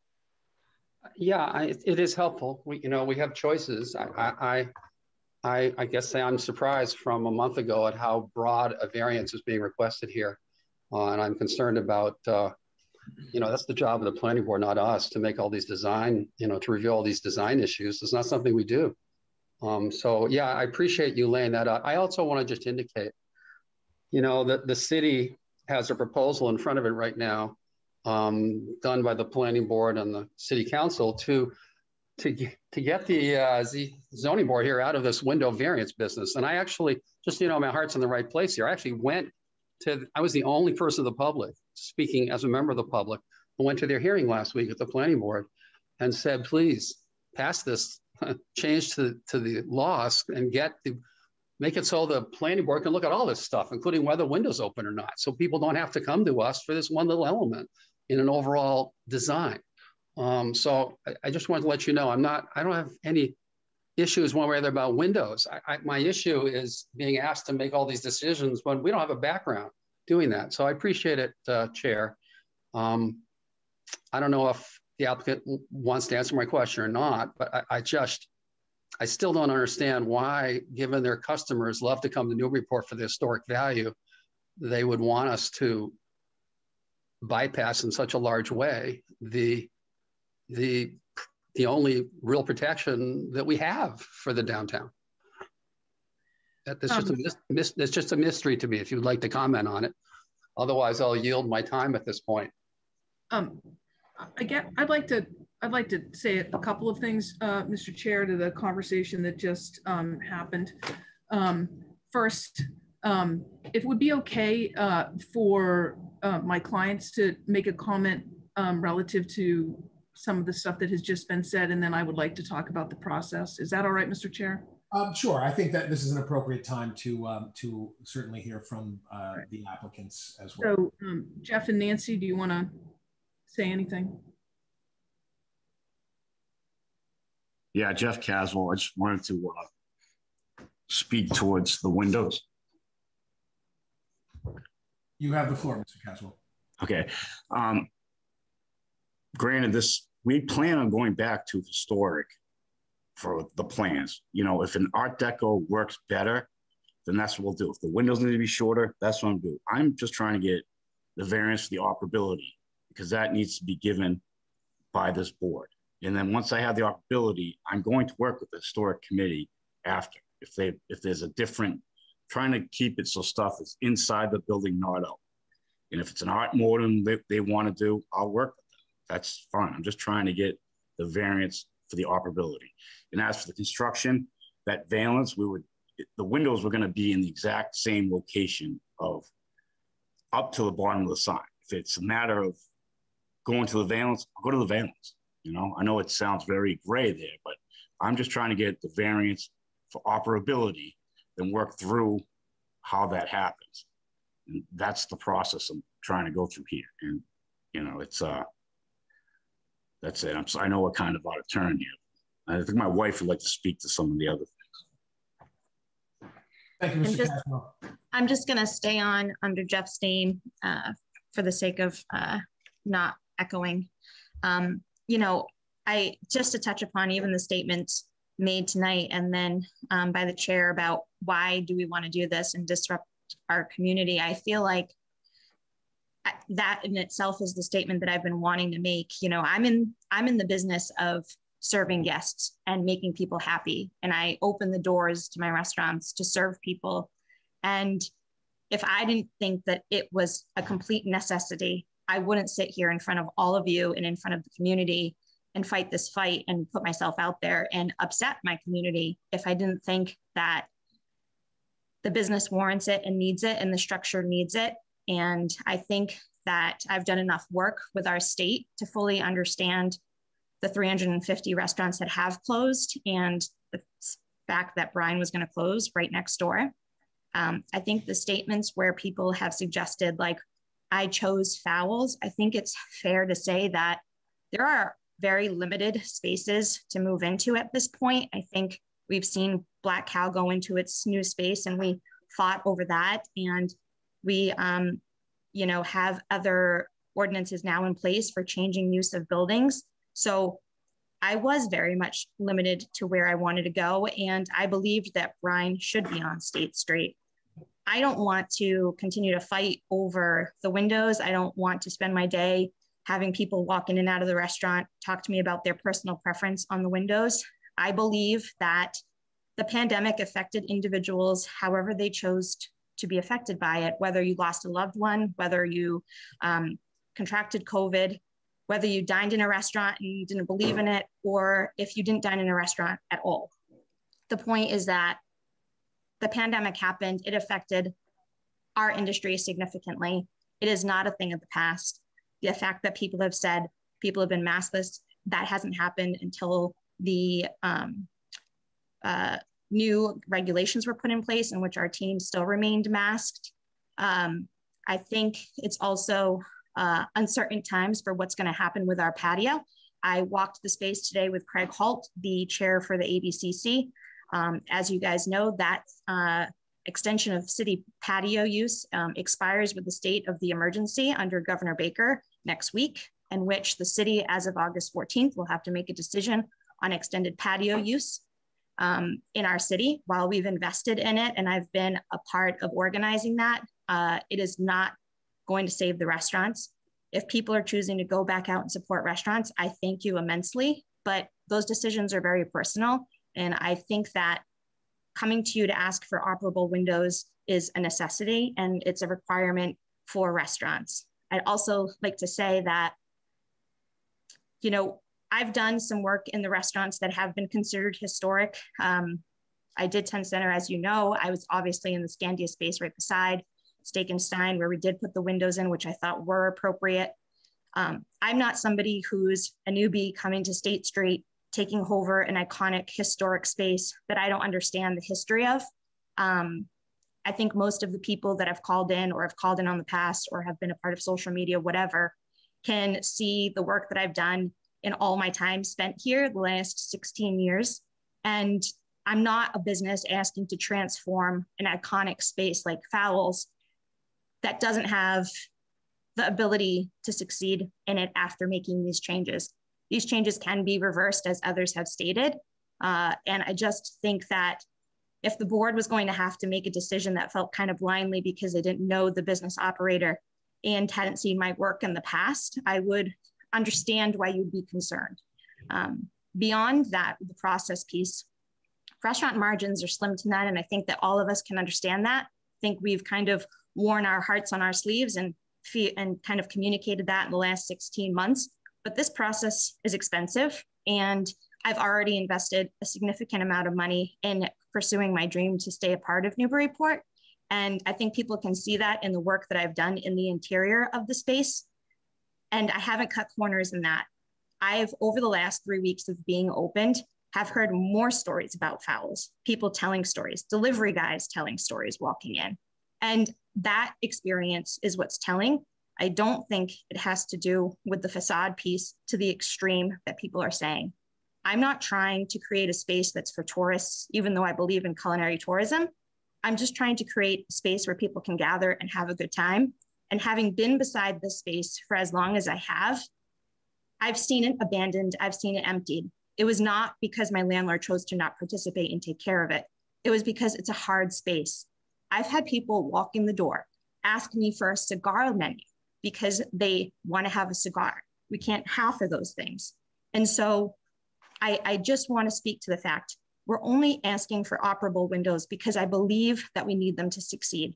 And I wouldn't be in this position in arguing over it if I didn't believe in that. And I don't want to be on the other side of not serving people in a hospitable and gracious way. So that's really where we're trying to go with this. And I just wanted to take a second and speak to you about that side of the business. Thank you, Ms. Batista.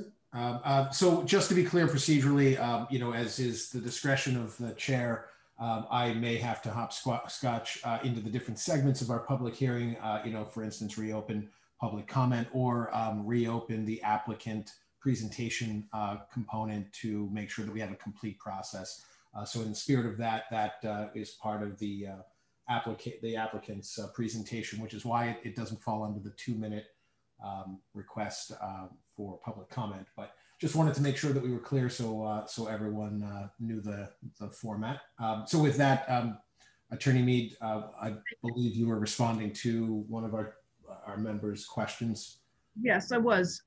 So to the questions that Mr. Swanton, how did we get here? So you might recall that the application before the board, which has been moved to after this application, was to actually overturn the zoning code enforcement officer's determination that the DOD applies to this building. And we had a several-hour meeting relative to that. And while we strongly believe those legal arguments to be the case and would carry the day, the board had a lot of consternation over that for various reasons and asked us over and over again, why aren't we applying for a variance? I would be supportive of a variance, or I would be more happy to consider a variance. And so here we are. And then I think about the application, and the issue before the board is, and you've already started to talk about this, is how detailed is the application? What are we putting before the board? And if all we did was come in and say, we want the windows to be operable, I can assure you, and rightly so, that every single one of the board members and every single one of the members of the public would say, well, what does that mean? What does it look like? How's it going to be? How big are they going to be? What's going to be removed? So we had to come to the board, I believe in my best judgment and the judgment of the architects, and show the board exactly what was intended and exactly what is to be removed and where the windows are to be located and how they are to be operated. And so that's why we're here with a variance request. And that's why we have presented these plans to this board, because we would like the board to approve the operation of these windows as presented. You've heard my clients. My clients want operable windows.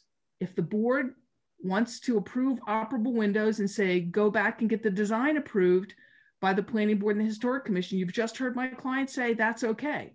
But had we come here with no design and no plans, I can assure you we would have been run out of town on a rail for that as well.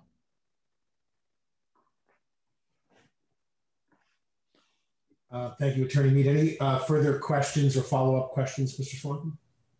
Yeah, I mean, I appreciate the comments that were just made by the owner and her attorney on both owners. And I, you know, my heart goes out to you. I mean, you're trying to make this thing work. I get it. And we're sitting here wondering, you know, we're feeling a little like a fish out of the water here, trying to look at a design in the downtown, something we never do. I guess my question is, I mean, you got the indication back in like March 11th, I think the document says, that you're going to have to go to the planning board here at some point. Yeah, you need to come to us for a variance for the window opening, because that's the only thing they can approve, but everything else is their bailiwick.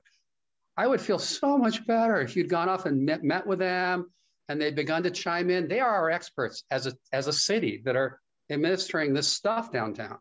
And I guess my question is, I was going to say, why didn't you go to them sooner? But I rather than looking backwards, you know, it would be so much easier for us if you'd gone to them and they had some sense of the overall plan, because this is their job, not ours. And you know, all the things you're asking, you made a good point.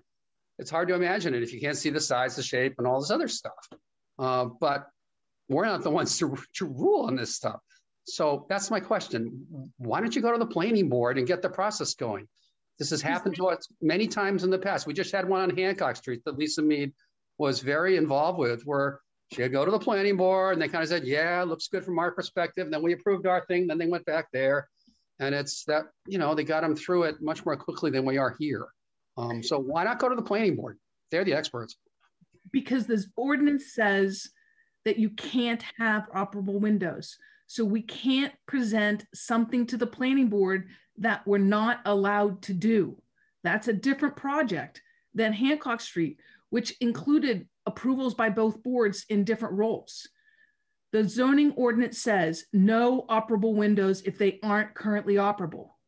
We can't go to the planning board with a plan for operable windows because their answer is going to be no, because they're not allowed to approve them. Well, I understand, but you could say, I know this is not allowed today until we pass a new city ordinance that's already in draft. It's not allowed today. I get that.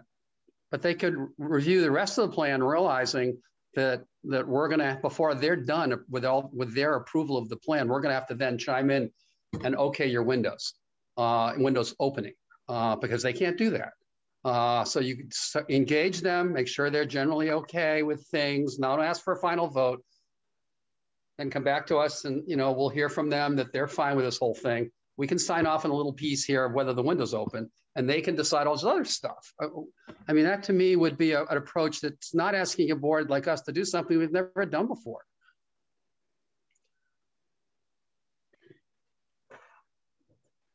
Any further questions, Mr. Swanton? No, that's my big question. Attorney Mead, did you want to respond further to that before I move on? Well, the applicant's position has been that the ordinance doesn't apply. And this board asked us to come back with a variance application. And that's what we're doing. And now we're also agreeing that if all you want to do is say, yes, you can have operable windows, the applicant has said that's acceptable, and they'll go get the design approved. But okay, so perhaps we do that tonight, but is there any legal wording that has been reviewed by our city solicitor that would accomplish that? Because this is something we've never done. And this is something that's obviously one of the most controversial decisions of the year. So our city solicitor was here last meeting, which went till after midnight, but he's not here tonight. So how do we know that whatever wording we come up with is something that he feels would be appropriate in this very unusual situation? We're asking for a variance, which the board grants on a regular basis and conditions it on a regular basis. I have the confidence that the board could craft a decision that would be appropriate in that regard. I don't know of any variance to the DOD that we've granted. I didn't say to the DOD. I said a variance on a regular occasion. Right, those that we do every week. I get those. We know how to do those. This is so unusual that I mean, we could perhaps maybe Andy has some wording, but I just, to me, an approval would be subject to whether that wording flies with the city solicitor. I mean, and, I don't know. I'll let me chime in for a moment, Mr. Swanton. I'll say this: it's certainly within our discretion, if we were to choose to do so, to, as I kind of mentioned earlier, to surgically extract what is within what I believe your sense seems to square with, and I'm sure you're not alone in this, which is that everything outside of can the windows be operable, it falls within the bailiwick, I believe you put it, of other boards, in particular the planning board. We could, as a board, surgically extract the portion of this that is within our purview, which is very almost robotically, whether the variance to the zoning ordinance to allow operable windows in the DOD is permissible, and we can subject that approval to the design review and further approval of the planning and/or his planning board and/or historical commission, subject to review and comment from our city solicitor. We have the power to do that. Again, if we chose, we can script that kind of conditionality. So I just want to point that out so that we, as board members, understand what tools we have, and then we can answer the second question as to whether or not we wish to pull those tools out of the tool bag and attempt to use them. But that's how, in the hypothetical, we would endeavor to do this if we were so inclined. Well, that's helpful, and I'll give other people, my other colleagues, a chance to ask questions who haven't even had a chance yet. No, thank you. By all means, this is the process, and thank you, Mr. Swanton. Mr. Chen, questions from the board? Yes, thank you, Chair. And I'll direct this to Attorney Mead. I think this variance, if we boil this right down to operable windows or not operable windows, is going to come down to us meeting the full bullets, the 4 criteria for a variance. And I guess I'd appreciate your help in understanding some of them, because it's a unique take on hardship. The first one being conditions and circumstances are unique to the applicants, and I'll say it's the structural building. And I think what you're saying is they don't have operable windows today. Is that correct? That's the hardship? Thank you, Mr. Chan. Yes, and I want to go further to that. They don't have operable windows today, and it poses, quite frankly, you know, you can believe it or not believe it, but we've shown the evidence, health and safety risk. And I did point to the Furlong case, not because I was comparing the lift, the boat lift and marine building to this restaurant, but to say that the appeals court has said that health and safety related to the structure is in fact a valid reason for a hardship. And so the health and safety related to not having operable windows in the structure is a valid hardship, and the board could find so accordingly. Okay, and I think the next three bullets then fall in line. You know, the fact that you don't have operable windows could be depriving the applicant to reasonable use of the building. And that the fact that they don't have operable windows isn't a result of the applicant, and the relief would not be a special privilege inconsistent with limitations on other properties in the district. I guess that's the one that that last bullet might be a little bit tougher row to hoe. How do you see that falling in? I mean, other buildings within the district, I'm assuming it would be the DOD, and they don't have operable windows for the most part. There are actually buildings in the DOD that have operable windows. That's right. We've discussed it before. There are several actually. Correct. So to name a few, there would be Agave, Bar 25, Port Tavern. Those are to name a few. So it wouldn't be a special privilege. In fact, there are those operable windows right across the street at Agave. So, or Bar 25, excuse me. So I don't think it would be a special privilege because other ones in the district. All right. So the biggest one, the biggest hurdle is the first one. If it doesn't have operable windows today, and in the light of COVID-19 and other viruses in the future, that could be a hardship. Thank you. I appreciate it. No other questions, Chair.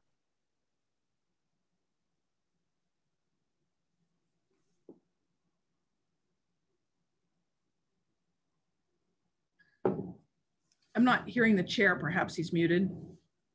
Can you hear me now? Yes. Great. Sorry about that. And thank you, Mr. Shannon.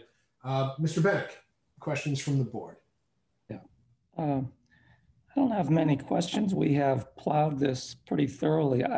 I will state that in my view, there's no question that the Zoning Board of Appeals has authority to grant a variance in this situation. And I would note that Attorney Mead's application is clear that her request relates to the operability of the windows.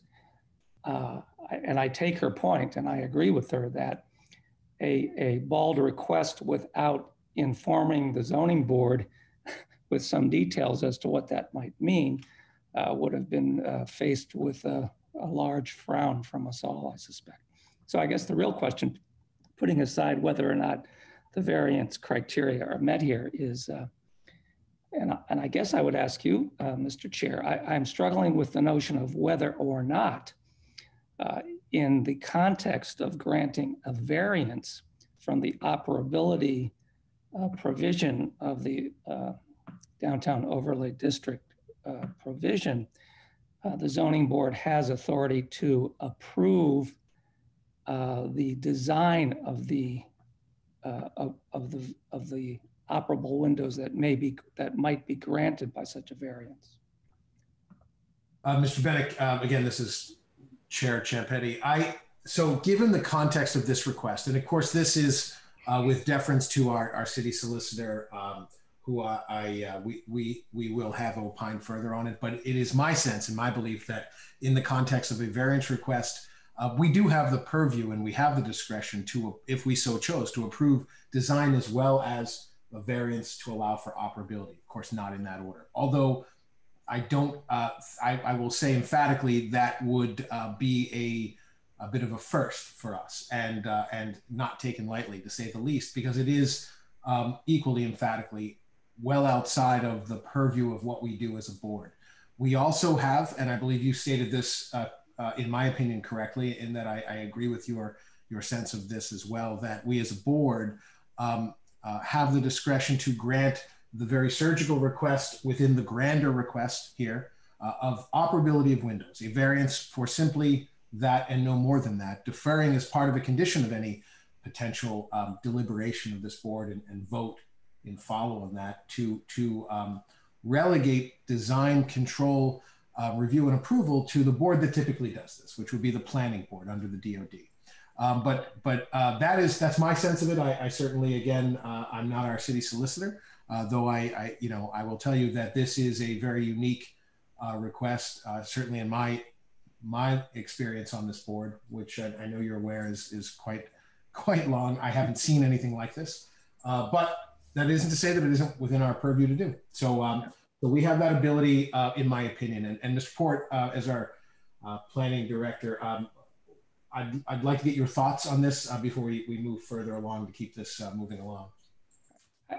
Thank you, Mr. Chair. I tend to agree with your observations. I would also, maybe I'm digressing, but although, as a practical matter, the zoning board, in my experience, does delve into design issues, and we certainly, in my experience, and I think I would be correct in saying we use our discretionary powers to nudge applicants in various directions if we feel a design before us might be improved. So I take Mr. Swanson's point, but practically speaking, we do get down in the weeds more often than not on design issues. And I think it's difficult to not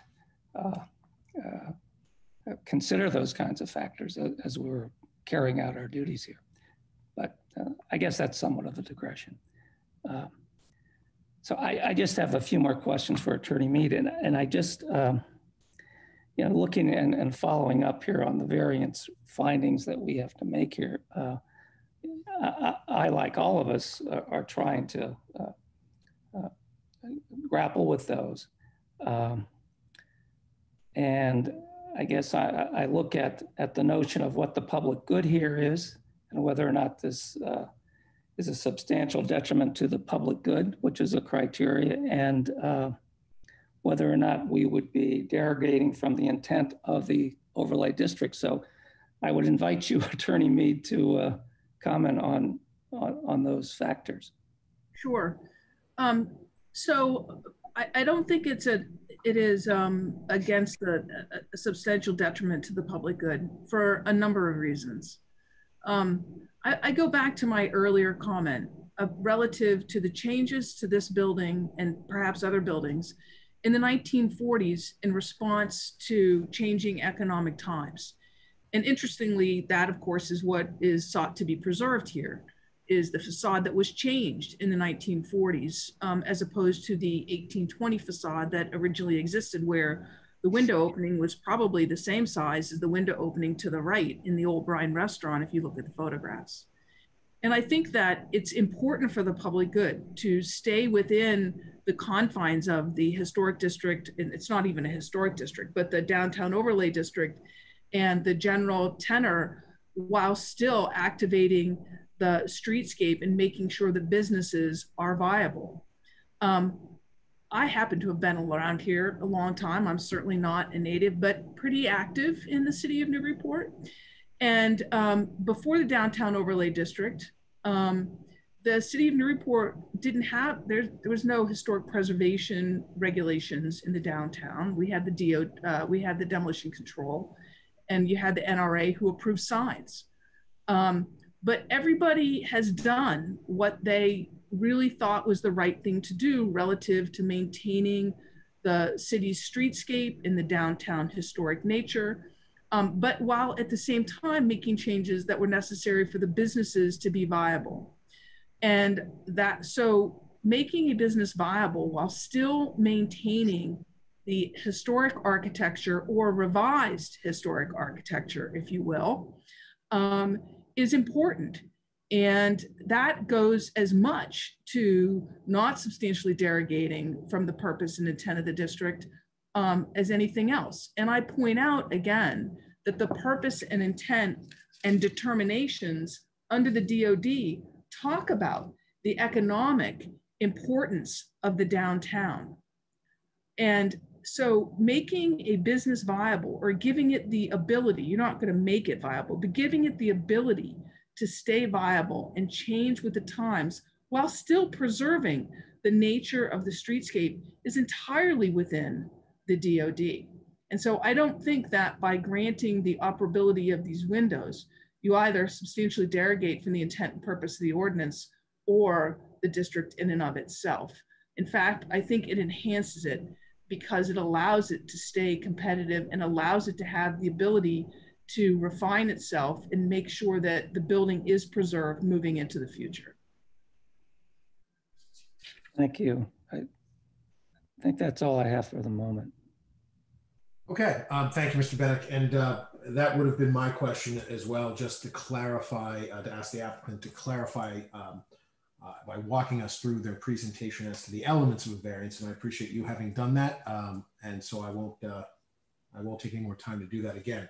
So I have no further questions that haven't already been asked of my colleagues. I will go ahead and close that portion of our public hearing. Yes, sir. Sure, I apologize. This is Andy Port. I don't have the ability as host to raise my hand. So. Oh, sorry about that. My apologies. No, no worries. I just wanted to offer just a reminder to the board, wherever you may go with the hearing and the discussion going forward. Just as a reminder, irrespective of the specific plans that are being proposed, there are essentially, in my opinion, two elements, and Jennifer Blanchet, our zoning administrator, is welcome to weigh in on this as well if there's anything she feels I'm missing. But there are two elements, I think, primarily in the DOD ordinance that are being requested here in terms of the variance. One is obviously the operability component. And that's because, as Attorney Mead mentioned, the ordinance explicitly prohibits a change in the mode of operation from its existing or present condition. And that's obviously the issue at hand here that's been discussed at length. But there's also in applying to the planning board for design of windows that might be shown here or some other alteration to them. The ordinance actually requires the applicant to demonstrate that the historic windows could not be salvaged or restored in some way first in order to be eligible for the replacement. So I just wanted to note that that is part of the request here, as I understand it, for the variance. If the board is inclined to transfer or have any further review by the planning board for design elements, just keep in mind that there's two elements that would be approved by the variance. Just a point of reminder. So Andy, just to be clear then, if the board was inclined to bifurcate this endeavor and extract only the operability component via a variance as requested, and send and relegate the rest of the design review to the planning board, we would have to make two findings. One, we would have to find that the elements of variance have been met for operability, and that the current existing windows are not salvageable. No, thank you. Actually, thank you for asking that question. So no, not that the board has to make the finding that they cannot be restored. That is the finding, or the typical finding, that the planning board would need to make in order to allow someone to alter the windows that may be deemed historic. So in this case, if the board is granting a variance for the operable windows, it's also important to note that in order to get there, part of the variance and the exception that would be granted under the DOD ordinance is the allowance to alter windows that may or may not be able to be salvaged or restored in their existing condition. It's just a prerequisite when applying to the planning board for the change of something, is to demonstrate that the existing windows could not be salvaged or restored in some way. So I just wanted to note that here, because I didn't want anyone to think that if the motion is narrowly crafted, so narrowly crafted to only reference the mode of operation phrase in the ordinance, that would not, in my opinion, allow necessarily a viable outcome for a change in the windows, because one would have to demonstrate first that the windows could not be salvaged in their existing condition. Right. So just to be clear, if the windows, if the board decides that the windows are operable, if I understand you to be correct, Andy, and I would agree, that you're also making the determination that they can be replaced. Correct. And I had discussed this issue with Member Swanton. I think in light of some of his comments this evening, I discussed how that might be structured in terms of conditioning and so forth. And I'll defer to the members on that if they'd like to speak to that further. But exactly as Attorney B just noted, I think that's important that be integral to the board's vote. Otherwise, we might be sort of going around in circles. All right. Thank you, Andy. And so a finding of this board, if the board was inclined to extract just the operability, the mode of operation, the board would also have to make a determination that the existing conditions of the windows cannot be salvaged to be rendered operable. Is that what I'm, no, actually, I was suggesting that, again, if the board is inclined to grant any type of variance, that to recognize that if you are inclined to grant an operable window, it probably makes sense to also give the variance in terms of the other provisions of the DOD, in this case, the ones that require the salvage and replacement of windows that, if they can be restored, rather than saying that the board has to make the same findings that the planning board would make, that they cannot be salvaged, just to make a note that that is part of the variance being granted from the ordinance. So I appreciate that from our from Mr. Porter, our planning director. Members of the ZBA, having heard that, do any of you have any further questions before I close this portion of the public hearing? Mr. Chair, this is Mr. Delisle. I just have a question for Andy. Andy, what subsection of F5E is that, or is it not in F5E? Apologies, I'm scrolling to the appropriate section right now. Sure. So in the it's in F, and sorry, not all paragraphs are numbered in a convenient way, but so for underneath 5, E, which is windows. So if you look underneath E, windows, and let me just show you this on the screen because it might be a little easier for folks to follow. There's a section in here that talks to the quality of the windows. And essentially the board needs to find that those windows could not be, or in poor condition essentially. And that's the point I was making. It's just that that if you're granting a variance, it's not just to allow the operable window, which is one phrase further on in here that speaks to not changing the mode of operation, but it would also be in order to achieve the ability to apply to the planning board for an operable window and the change of those windows. It would seem to be that the variance would be needed from this provision too, because one could not apply to the planning board for the operable windows to replace them if one could not demonstrate to the planning board that those windows were in poor condition. Okay, I think I understand that. Mr. Delisle, did you have further questions for Mr. Port? Yeah, I guess, well, I don't know if this is the appropriate time to ask it, but I'll ask it anyway. So in crafting well, no, I'll reserve that. Okay. Mr. Chair? Yes. So in order to address the issue that Mr. Port has raised, if the board were inclined, a motion would be to allow the windows to be operable and to be replaced. And that addresses the issue. And then the design would go through the process of the planning board. Would you say that that's correct, Mr. Port? Correct. That is in essence what I was describing, was that you'd be allowing the replacement and the operability. And then again, as I understood from the discussion, if there was a desire to leave the design review to the planning board. Correct. Okay. Thank you, Attorney Mead. Thank you again, Mr. Port, for that detail. Mr. Bennick, I'd heard you chime in for a moment. I wanted to see if you had any further questions before we close this portion of the public hearing and went to deliberations. No, I was just thinking along the same lines of Mr. Delisle. I wanted us to be crisp about what provisions the applicant was seeking a variance from. That's all, and Andy's helped us on that, so I'm good. All right, very good. Thank you, Mr. Bennick. And with that, I will close this portion of the public hearing and we will go to deliberations. And again, in guiding sort of the lens of our deliberations, the ZBA will need to evaluate and determine if the variance criteria are met, and the variance criteria are laid out in section 10H of our zoning ordinance, and additionally are articulated in the staff report, which is made available to the applicant and to the public and to each of us as board members. With that, I will start with Mr. Delisle in deliberations. Thank you, Mr. Chairman. In considering this this matter all week, I was really trying to figure out a way to sort of, I guess one way to put it is to make both sides equally unhappy.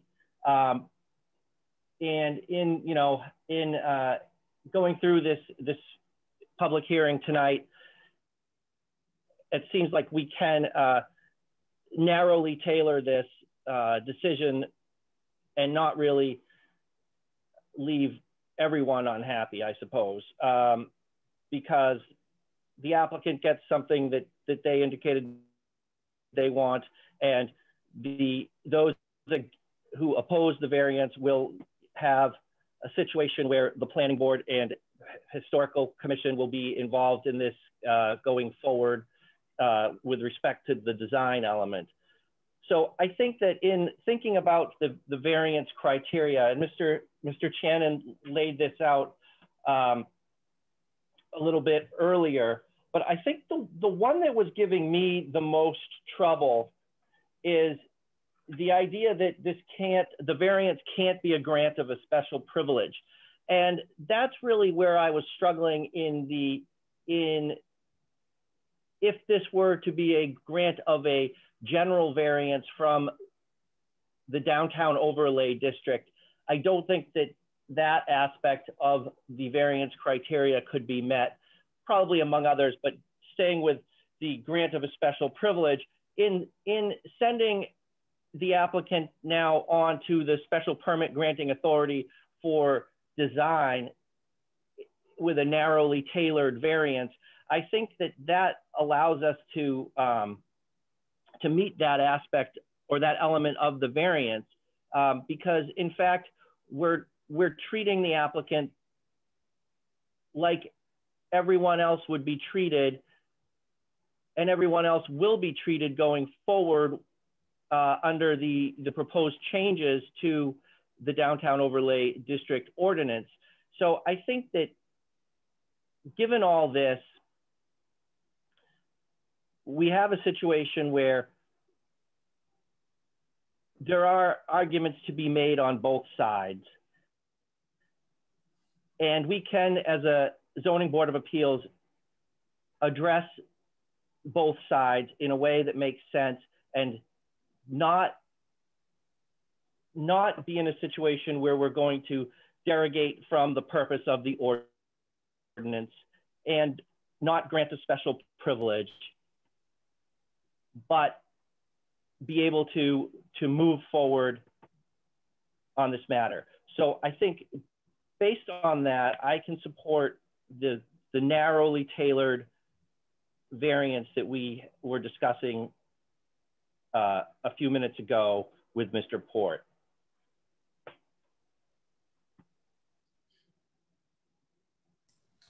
Okay, was there anything further, Mr. Delisle? No, thank you. That's it. Okay, thank you, Mr. Delisle. Mr. Swanton, your thoughts and deliberation, and again, tailored to the enumerated conditions under variance section 10H. Yeah, I think Mr. Delisle hit on some very good points there. This is a compromise. And it doesn't make everybody happy. What I most like about it is it keeps the planning board in their design capacity, which is what they do. That's not what we do, not in the downtown. At least I've never done it before. I do have a concern about creating a variance here, because in the past we've been very strict about, it's got to be an unusual lot shape, or it's got to be unusual soil condition, or it's got to be unusual topography. And I can't find any of those things here. But to me, it is very significant that the city council and the planning board are working on making a change to get us, remove this. To me, it's kind of a silly need to have us look at window opening rather than have that one of the many things the planning board looks at. So that's, to me, just a practical reason why I'm not pushing hard on the usual variance criteria as I usually do. My biggest concern, quite frankly, is what are we going to vote on? I'd like to see some words here. So it's hopefully, if we're going to make a motion at some point, we can see what it is. If we're going to have a narrow motion that we can get behind to grant a variance for the windows and the other issue that the planning department mentioned. So I'd like to see the wording, but in general, like I too kind of agree with Mr. Delisle that this is probably our best path forward at this point. And that's my comments. Thank you, Mr. Swanton. And I believe that as we move through deliberations, if we find ourselves at a motion crafting process, we'll certainly all endeavor to parse out something if that's in the cards to do. Mr. Chairman, deliberations. Yeah, yes, thank you, Chair. I agree with previous discussions. I am still struggling a little bit with that very first condition, which is it's unique to that structure. It's a little bit of a leap of faith that having non-operable windows is a burden. But I'm also on the other side of the coin. I'm in favor of operable windows for a host of reasons, and the fact that there are operable windows in the DOD, I don't think it is a special privilege. So I can come to grips with that, and I do like the strategy of crafting the acceptance of the variance narrowly, so that the planning board is still engaged. So I can support the variance again if structured properly. Thank you. Thank you, Mr. Chairman. And Mr. Bennick? Right. I thank you, Mr. Chairman. I think that we have collectively landed at a place where we have exercised our discretion and obligations to balance the various interests that we are bound to do as members of the Zoning Board of Appeals. I will state that I was educated, highly educated by the various comments that we heard this evening. And I appreciated all of those comments. Didn't agree with all of them, but I certainly was happy to hear them. And it suggests that perhaps our process is working a little bit, even though some people may not be happy. I think the City Council adopted the overlay district. It adopted that, of course, somewhat in a vacuum. I mean, it didn't adopt it in the context of any particular project, but as an ordinance, which was to be thereafter applied, if necessary, by the Zoning Board of Appeals in our discretion. So I think we're endeavoring to do that, and I think, as I said, we've arrived at a spot where I certainly can support, and I believe that, in my view, the variance findings have been met here. I can articulate reasons for that if need be, but I do find that the criteria have been met, and I don't believe, and contrary to some concerns, and they're legitimate concerns, I don't believe anything that we do this evening creates a slippery slope. I believe that the discernment and discretion of the members of the Zoning Board of Appeals and the Planning Board have evidenced that over the years that there won't be such a slippery slope. And so that's kind of my musing on this very challenging project before us. Thank you, Mr. Bennick. And I echo many of the sentiments of my colleagues, and certainly with the greatest respect and courtesy to all of those members of the public who spoke on both sides of this, members of our council and other vested stakeholders in our city. It shows a great passion and buy-in and traction of resolve of all of our citizens that we all convene together with disparate ideas and aspire for the same passionate good end result. I am given certainly in our board's unenviable task of having to toil with this over multiple evenings. We are faced with the the inevitable result of imperfection in result. We will aspire as close to perfection as we can in crafting a good result, but of course we are doomed to disappoint many along the way, and yet we do our best each evening to try to do this work. I will say that in my experience on ZBA, I've always aspired to try to listen to the expertise of those that know more than me about these things, and that is most folks when it comes to this sort of architectural design review and such. We are well counseled by the advisory opinions we get from not only our dedicated and tireless Historic Commission, our dedicated and tireless Planning Board, and others within our city's boards and commissions that help guide and refine our decision making and try to help us arrive as close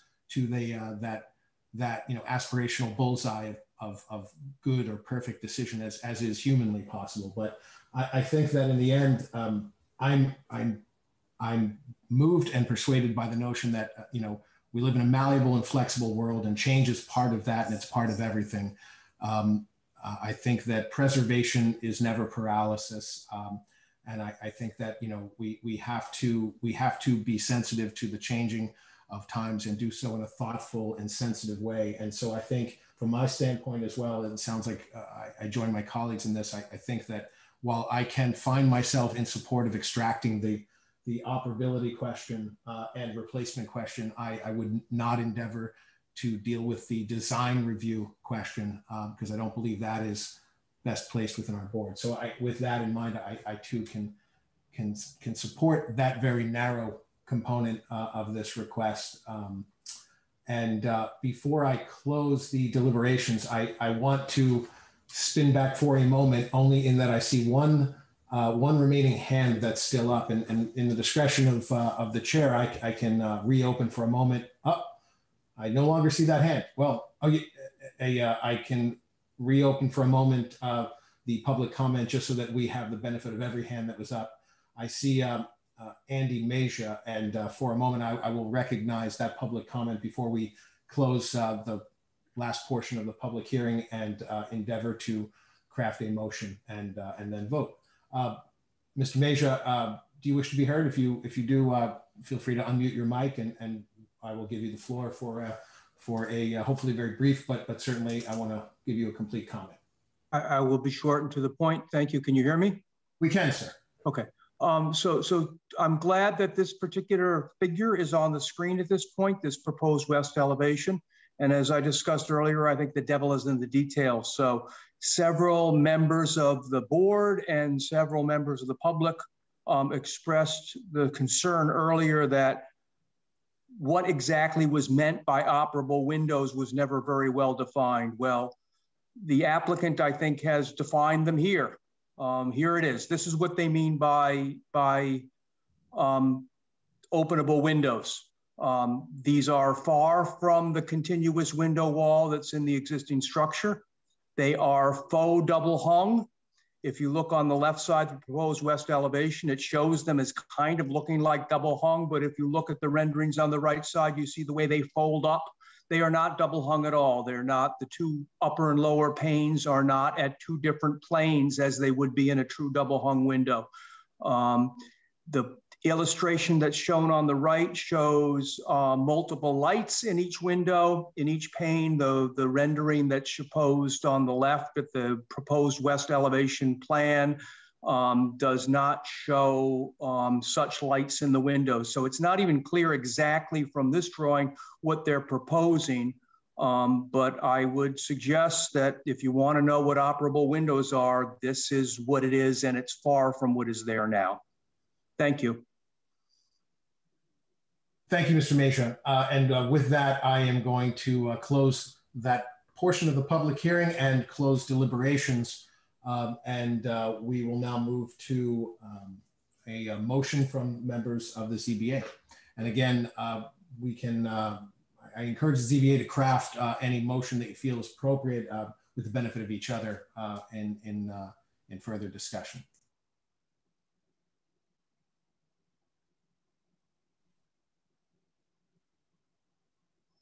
This is Mr. Shagnon. I guess I can take a swing at this. I would draft a motion to approve the variance for 1721 State Street, file number 2021-31, to include the replacement of the existing windows and make the replacements operable. That the final design for the windows, including material, structure, placement, would lie with the planning board.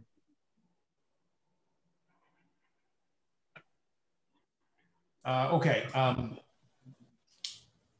Mr. Shannon has made a motion. Do we have a second or any further suggestions in further? Not that it needs further refinement, but this is a collaboration of all ZBA members. So I encourage you, if you feel compelled to want to add anything, now would be the time. And if not, I will ask for a second of that motion. Mr. Chair, this is Mr. Delisle. Would it make sense to have it also subject to the remaining provisions of the DOD, or maybe the such provisions of the DOD that were not subject to the variance? Yeah, I would say, Mr. Delisle, I would suggest that if the board was inclined to craft a motion of this style, that it should include a condition that that such motion shall be subject to further design review by the planning board and/or historic commission pursuant to their authority under the DOD. Something like that, which is specific enough, but also broad enough to allow them to apply what remains within their purview under the DOD in design review. Because I think that's what I'm hearing. Chair Chimpetti, this is Andy. If I could, I may be able to help the board. Given having discussed this particular aspect of it with Mr. Swanton before the meeting, I might be able to provide language to you if you'd like to consider it now. Please. Sure. I had taken a look at the issue that Ken had spoken to and tried to craft some language that might effectuate what I think has been discussed this evening, which you can see on the screen. The red text is what is just to make it explicitly clear what was discussed with Attorney Mead a moment ago about the replacement. But I believe that this phrasing, if you'd like to review it, might accomplish what you were discussing.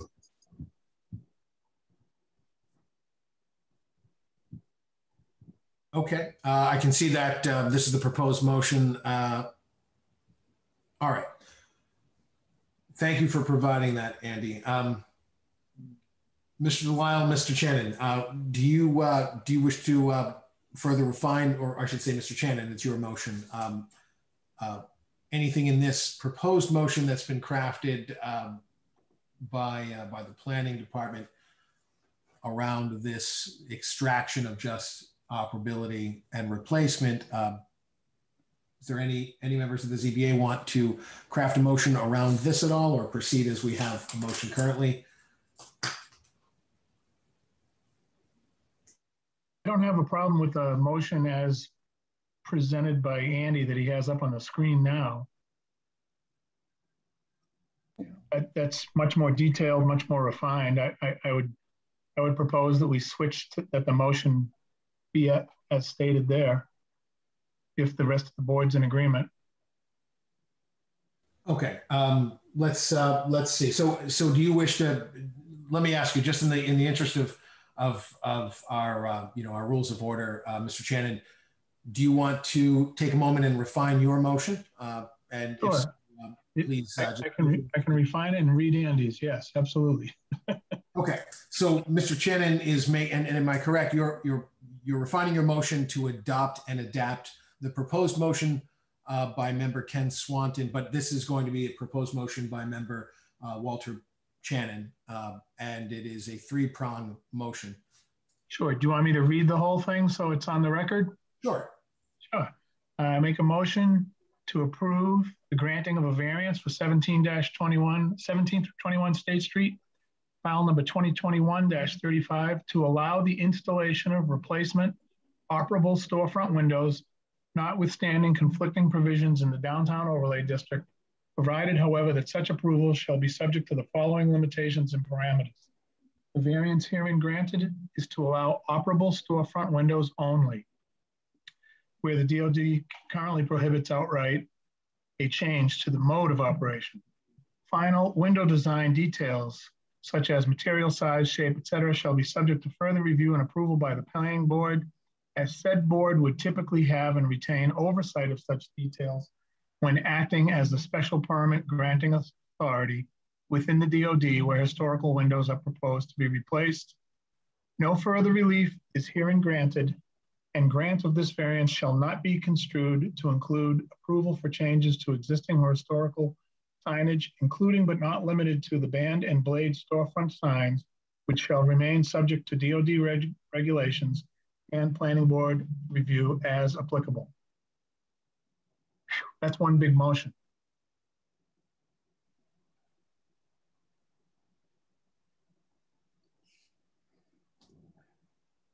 Mr. Delisle, I'll second that.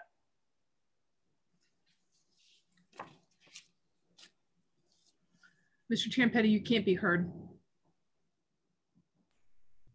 Thank you, Attorney Mead. My apologies. So we have a motion by Mr. Channon. That motion is made and seconded by Mr. Delisle. I'll read the roll. I'll take the roll call now on the motion, on the seconded motion that's now on the floor. Mr. Delisle. Yes. Mr. Swanton.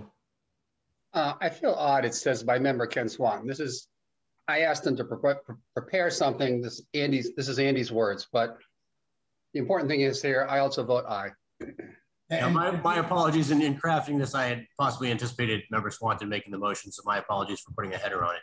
Yeah, this text is of no consequence, given that it's now been read into the record. Although I'm sure it will be adapted into our record by Ms. Joy. But the proposed motion by member Swanton will be removed. It's everything that follows that's actually the substantive part of our motion.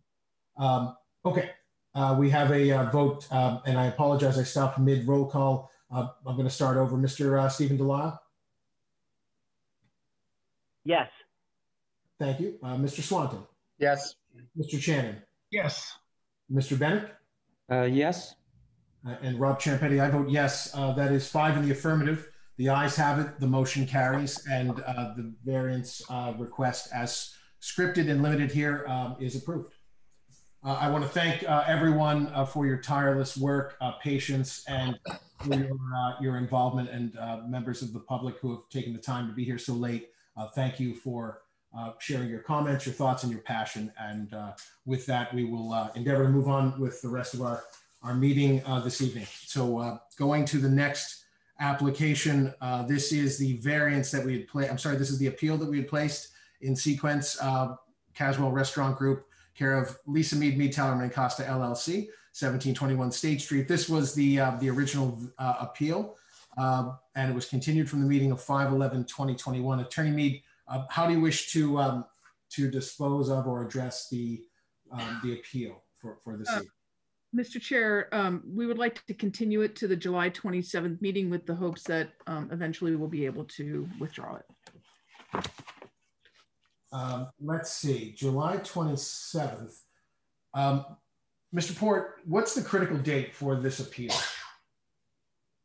Yeah, so actually, if the applicant's agreement, we would agree to the extension and an extension of the period of time in which the board has to make a decision. Okay. I would suggest that be to 10 days after the board's meeting on the 27th of July. That would be fine. We would grant both the extension and request the continuance. Okay, the applicant, members of the ZBA, the applicant has requested a continuance of the appeal application 2021-18 to the meeting of July 7th, along with relief to the board of the critical date by which the board must answer to the appeal and given an additional 10 days beyond July 27th. Is that correct, Attorney Mead? That's correct. Very good, thank you. Do we have a motion to approve the request for a continuance on the appeal? It's Greg Bennick. I will so move. Thank you, Mr. Bennick. Do we have a second? Mr. Shagnon, I'll second it. Thank you, Mr. Shannon. Motion is made by Mr. Bennick and seconded by Mr. Shannon on the motion to continue the appeal application. Calling the roll, Mr. Delisle. Yes. Mr. Swanton. Yes. Mr. Shannon. Yes. Mr. Bennick. Yes. Rob Ciampetti, I vote yes. That's 5 in the affirmative. The ayes have it. The motion carries, and the appeal is continued to the meeting of July 27th with the condition of applicant's relief from the critical decision date to 10 days thereafter. Thank you. And, I just want to say, I really, on behalf of the applicants, thank you. Say thank you very much for the board's consideration. Thank you, Attorney Mead, and thank you to the applicants and representatives and everyone who had taken the time to participate in the hearing this evening. Moving on now to the next application. This is the application, and thank you to the applicants that are further down on this agenda for your patience. I know it's late. We're going to endeavor to move as swiftly but carefully as we can to get through this business so that we can get your applications heard. With that, we have the application of Peter Zani and Tony Finacciario, 32 Forester Street, docket 2021-29, a special permit for nonconformities. This is a request for a modification and addition to a pre-existing non-conforming structure. Speaking on behalf of the applicant, we have Attorney Lisa Mead. Attorney Mead, you have the floor. Thank you, Mr. Chair and members of the board. For the record, Lisa Mead, Talon and Costa on 30 Green Street, Newburyport, on behalf of the 14 Fruit Street LLC, as stated by the chair. So this property is located on 32 Forester Street. And if you go to the next slide, please. It's located in the R2 district in the DCOD overlay district. It's a single family home. Property is pre-existing non-conforming for lot area, frontage, front side setback, and side setback. The R2 district requires a minimum lot size of 10,000 and the property has 6,366 square feet. Front yard setback required is 25 feet and the property has 15.4. There's a 10-foot side yard setback where the west side setback is 4.1 and the east side setback is 5.7. The original structure is dated to approximately 1850 and is listed as contributory on the district data sheets.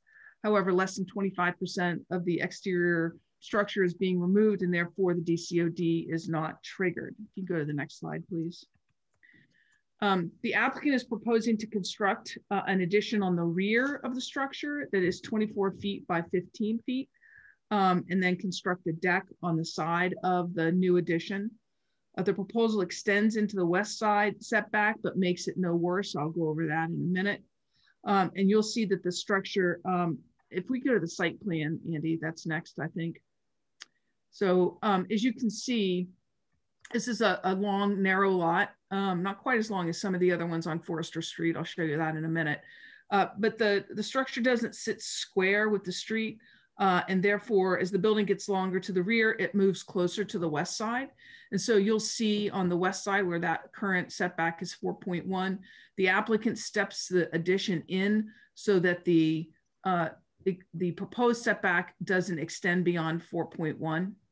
And then on the right side, the setback is 5.7, but because that side of the lot is the opposite angle, the setback actually gets greater to the rear to 9.2, but it doesn't quite meet the 10. And so therefore, that's also an extension of the pre-existing non-conforming structure.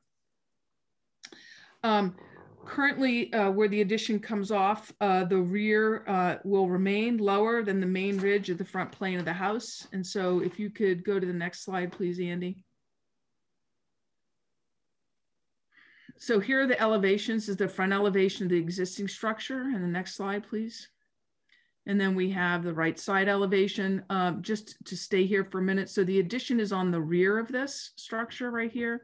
And when we get to another elevation, you'll see that that actually ridge line actually drops down, and it doesn't actually can be seen from the front. Next slide, please.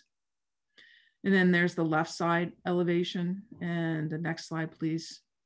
And here's the rear elevation where the addition will be added. And as you can see, from this elevation, that rear ridge actually drops below the front. As you can see in some photos we're going to show you momentarily, this lot has a significant drop to the rear. There's kind of a, I would say actually, ravine is how I would describe it in the back of these lots on Forester Street, but it does drop to the rear. So it'll be a little odd look at it when we look at the photograph. So the next slide, please. And so what the proposal is that there's an addition on to the rear of the house, and that addition is to the left side of this proposal. The existing structure is on the right side of the proposal. And so this is the 15-foot wide, 15-foot deep, 24-foot wide addition. Next slide, please.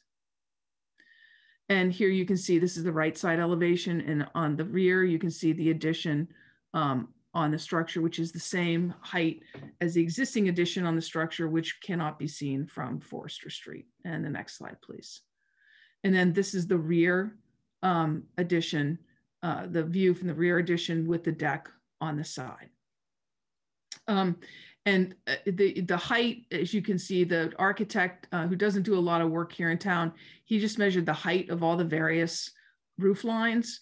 But the height remains under the requirements of the ordinance as we state in our filing. And the next slide, please.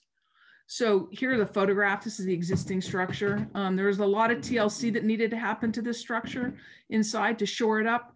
And they started that renovation and demolition work inside the existing structure. But this is a photo of the structure. And the next slide, please.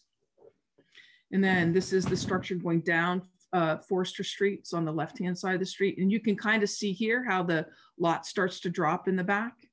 Next slide, please. And that's a little closer to the rear addition. And the next slide, please. And here's the driveway side. And the next slide. And this is the rear of the house. And then on the next slide. So here's this, the yellow outlines the existing structure. And I'm going to talk in a little bit about how the addition on the back is actually consistent with the neighborhood. But you'll see there's the drop in the back, and the addition is going to be put right on the rear of the existing addition that was put onto the main house, and exacerbates the sideline setback slightly, but doesn't go any further into the sideline. So the first criteria under Section 9 is that there will be no addition of a new nonconformity. And here there will be no new nonconformities being created, and the existing nonconformities are extended but not being made any worse. And then the next part of that criteria is whether or not the proposed change will be substantially more detrimental to the neighborhood than the pre-existing nonconforming structure. As I showed on the plans, the proposed addition is modest in size. It's lot, the lot on Forester Street is quite large and deep. The addition will be completed in the same style and finishes of the original structure. The addition steps in from the original structure and is no taller than the existing structure. The rear setback still far exceeds that which is required under the ordinance. And regarding the neighborhood generally, if you could go back to the My Maps plan, Andy, it's just helpful to see. The homes on Forester Street generally sit on longer, deeper lots. This property is no different than that. And the additions are put to the rear, and the houses grow within the lot, as you can see, also similar to the house immediately to the left and right of this and across the street on Forester Street. So the proposed structure will be keeping in general with the neighborhood and will not be substantially more detrimental to the neighborhood than the existing structure. Additionally, the applicant has reached out to the neighbors, and Andy, if you could go to the last page, has received letters of support, which are in your file, from the two most direct abutters, and then abutters across the street, up and down both sides of the street. So 1, 2, 3, 4, 5, 6, 7, 8 additional 8 letters of support, including the direct abutters. And so with that, the applicant believes the board can find that the proposed addition is not substantially more detrimental to the neighborhood than the existing structure, and we request the board's consideration and approval of the application. Thank you. Okay, thank you, Attorney Mead. Closing that portion of the public hearing, we'll now go to the public comment section. For members of the public that are in attendance, I'm sure you recall from the last application, the public comment instructions slide is up on the Zoom screen. Just kindly click the raise hand icon and we will recognize anyone who wishes to be heard. Just give us your name and address. And we do have one caller, Chair. And again, for the caller, if you're interested in speaking, you can press *9 to indicate so. And thank you for that. Thank you for that, Mr. Port. Seeing no hands raised, going once, going twice. Seeing no hands still, I will close that portion of the public hearing and we will go to questions from the board. We'll start with Mr. Delisle. Thank you, Mr. Chairman. Andy, could you go over to slide number 9, I think, just the slide prior to the one you're on right now?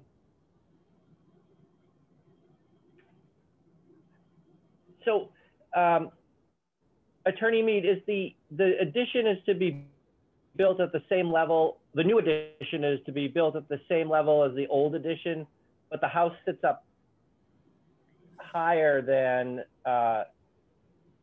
either addition. Is that correct? So yeah, the main house, I would call it the original historic house, Mr. Delisle, although I don't know the date of the first edition, is the ridgeline is taller.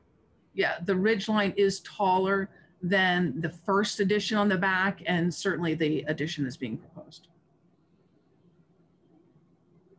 And I think the best elevation that shows that is the rear or the side elevation on the existing structure, maybe 8, Andy.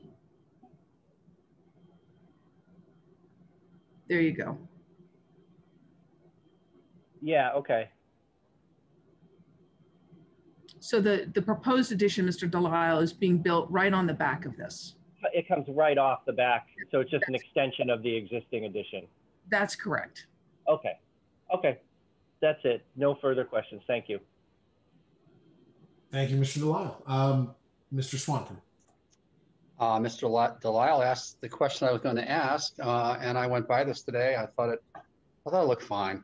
So I really have no questions. Thank you. All right, Mr. Swanton, thank you. Mr. Channon.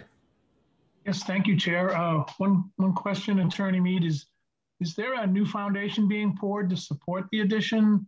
And how is that connected to the old foundation? Or assuming there is one? Or do you know? Maybe you don't know. I don't know, but let me see if I can get an answer on that. So hang on 1 minute. I looked in some of the other drawings with the other package and I didn't see anything, and I was just curious. It's more a curiosity, just to make sure it has a foundation under it. Right. Well, it obviously has to meet building code, so it will have some sort of foundation, whether it's a full foundation or a partial foundation. I don't know the answer to that. One of my clients, yes, there is a new frost wall that's being constructed. Okay, so it's yep. All right, it's not a full foundation. You can walk in a basement. Okay. Peter, are you on?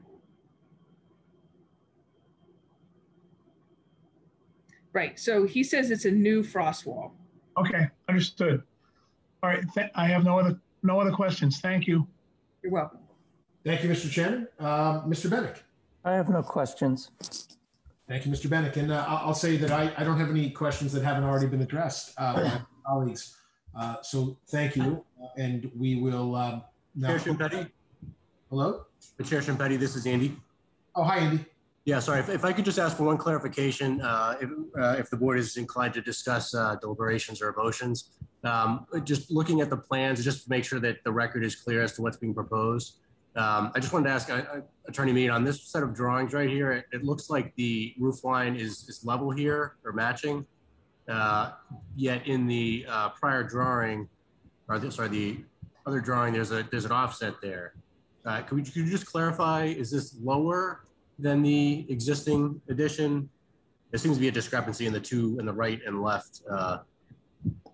It's the same height, Mr. Port. And so I'm going to apologize for the architect on that. It's exactly the same height as the. Okay, thank you. Just want to make sure that's clear for the record. Yes, thank you. I appreciate that. All right, thank you. And thank you, Mr. Port. Thank you, Attorney Mead. I will. Mr. Ciampetti, yes. Could I just get a clarification? Was that the resolution there that the addition is, the proposed addition is the same height as the existing addition, or the proposed addition is the same height as the existing roof line of the historic original house?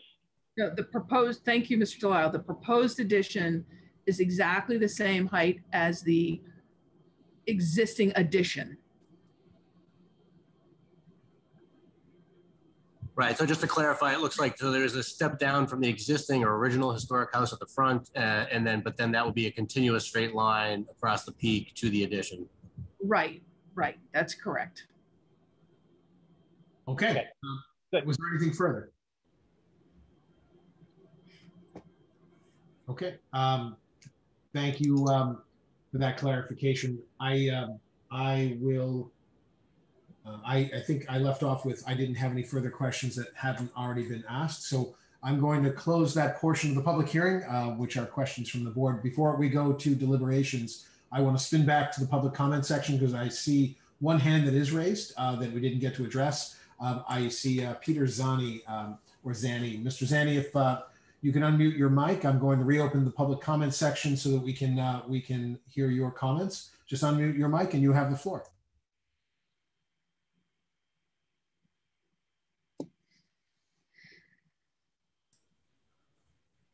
Mr. Zani, I don't know if you can hear us. It looks like your mic is unmuted. Did you wish to be heard, sir?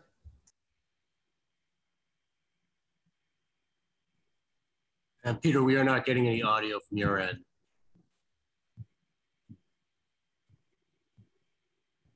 Okay. All right.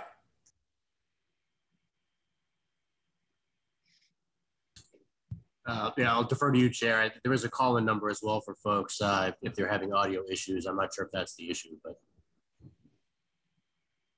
Mr. Zani, if you can hear us, if you can call in using the number.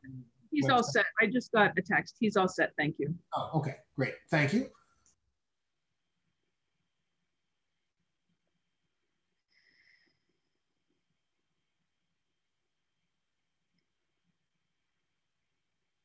Mr. Chair, we can't hear you again. Thank you. I've never done that. I don't know why I've done it twice tonight. My apologies. So we've closed that portion of the public hearing. We'll go now into deliberations. And in deliberations, we will deliberate the special permit for nonconformities criteria. So I will open up deliberations, beginning with Mr. Delisle. Thank you, Mr. Chairman. Thank you, Attorney Mead, for this looks like a good project. Clearly, there's no addition of a new nonconformity, and it also appears that the proposed changes will not be substantially more detrimental to the neighborhood. So this looks good. I can support this. Very good. Thank you, Mr. Delisle. Mr. Swanton. Mr. Delisle said it well. I concur with him and can support this. All right. Thank you, Mr. Swanton. Mr. Channon. I agree. I can also support it. And I think there was a note in there from the Tree and Sidewalks Commission. I don't know if we have to add that to the motion, but I can support it. Thank you. Good presentation. Thank you. Yes, we do. We always note, we try to note through in the motion phase whether it triggers the street tree and sidewalk ordinance. And I appreciate you pointing that out as well. Mr. Bennett. I agree with my colleagues. The criteria have been met, and I can support this application. Very good. And I too have nothing further to share, and I too can support it for the reasons that my colleagues shared.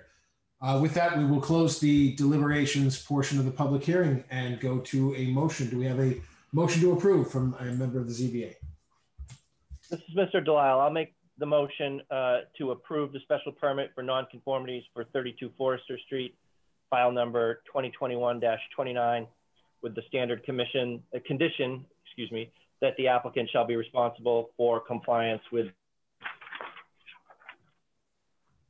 the applicable provisions of section 2B-46A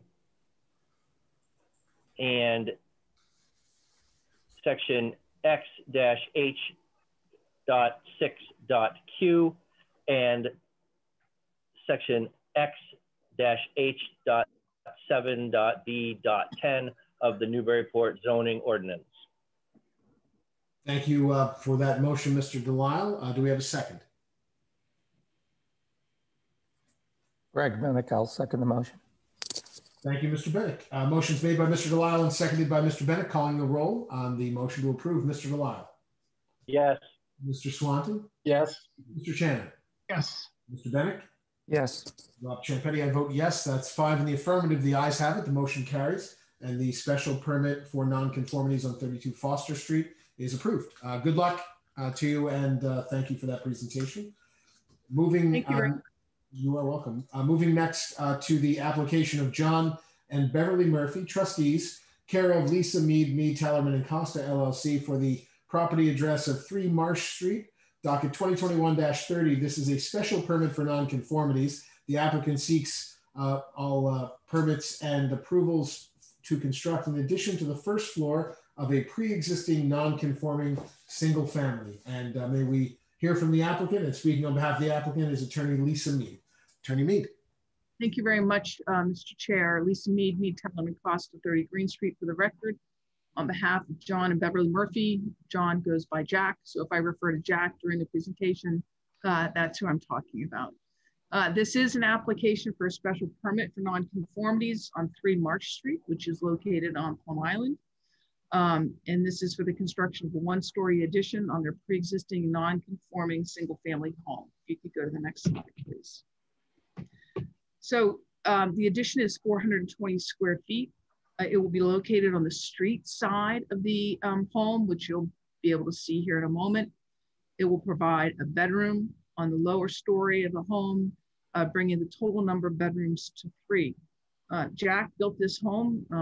If you've been in Newburyport for a long period of time, you know that Jack is a long-time builder in the city. And in 1977, he built his home for he and his family, and they've called it home ever since. He and Beverly would like to stay here and retire here. They've already retired, but they'd like to stay here.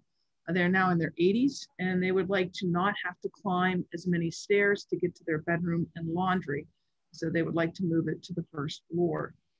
The property is currently pre-existing non-conforming. If you go to the next slide, please. And the existing conditions are as follows. And the thing that's a little odd about this, and I'm going to show you on the next slide, but there's a portion of Plum Island, and we don't deal with many of them because the area is to the is really to the east and south of Old Point Road. But there's a portion of the island that's in the Agricultural Conservation District. And so this property has 7,153 square feet, and it has 58.5 feet of frontage. However, because it's in the Ag Con District, which happens to be more conservative except for regarding the FAR, there is no FAR in the Ag Con District. The Ag Con District dimensional requirements apply. They are more conservative than the PIOD. And so if you go to the next slide, please, Andy.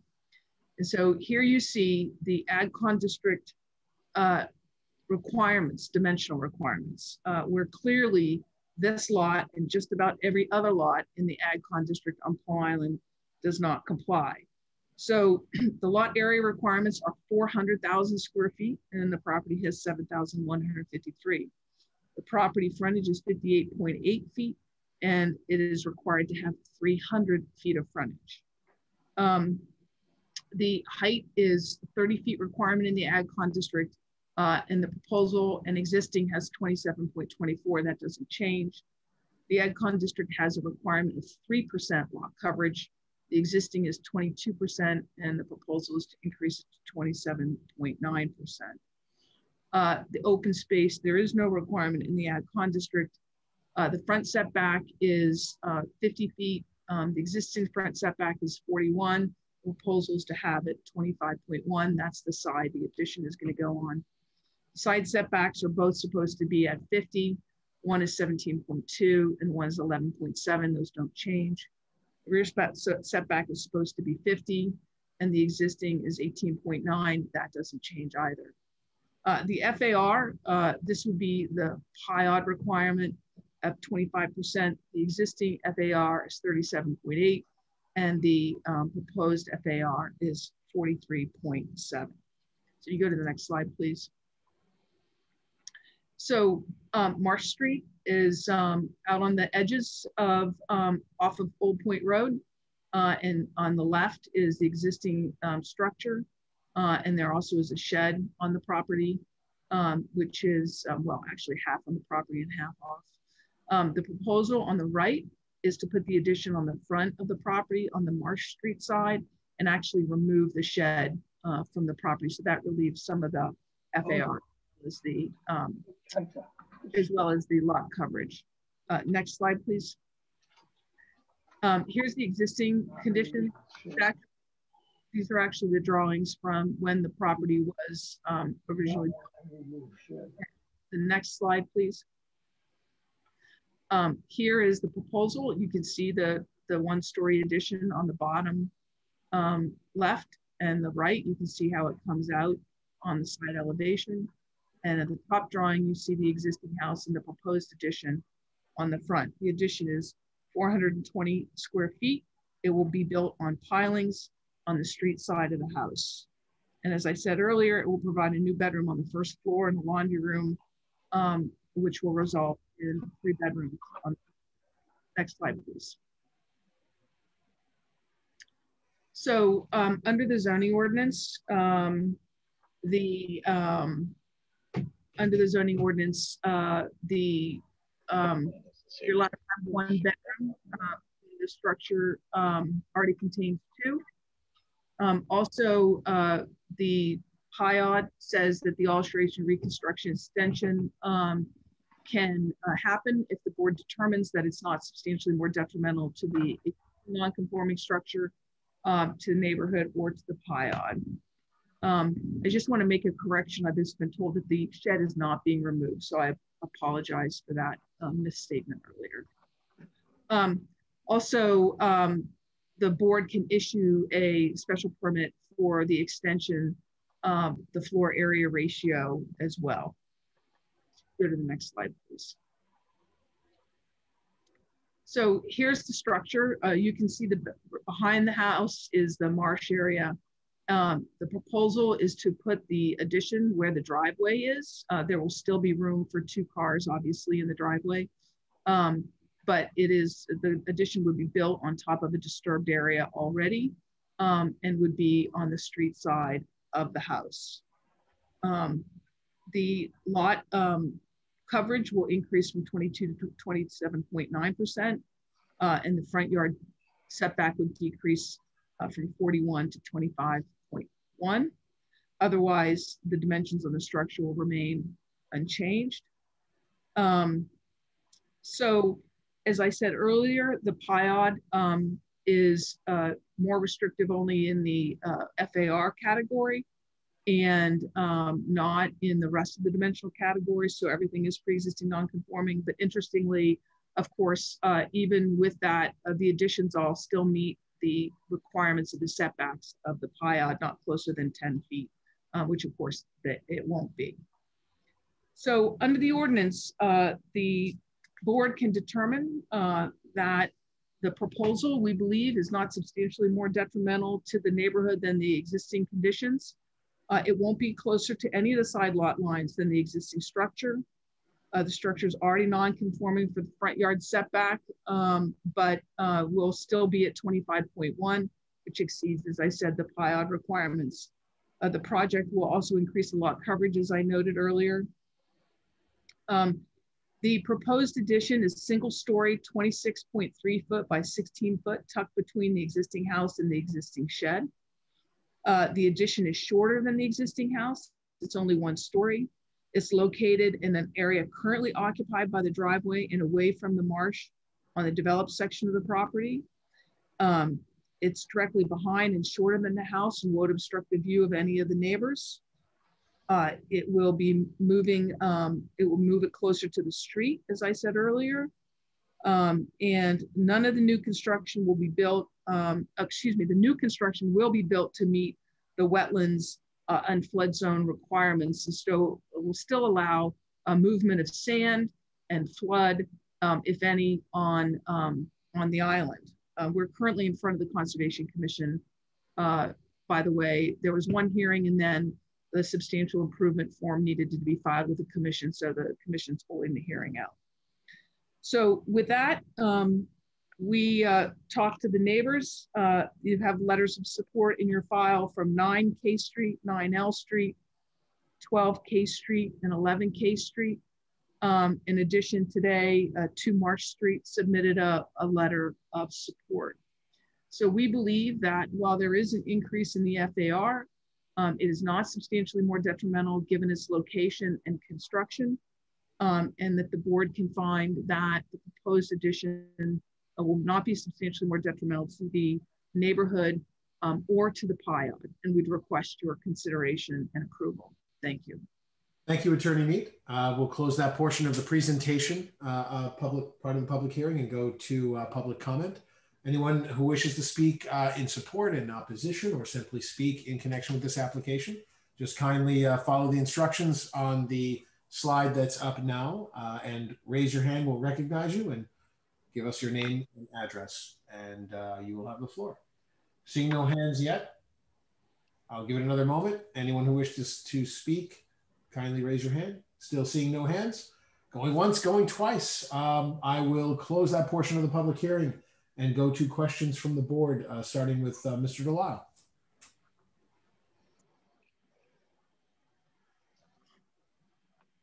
Thank you, Mr. Chairman. Just a couple of questions, a couple of clarifications.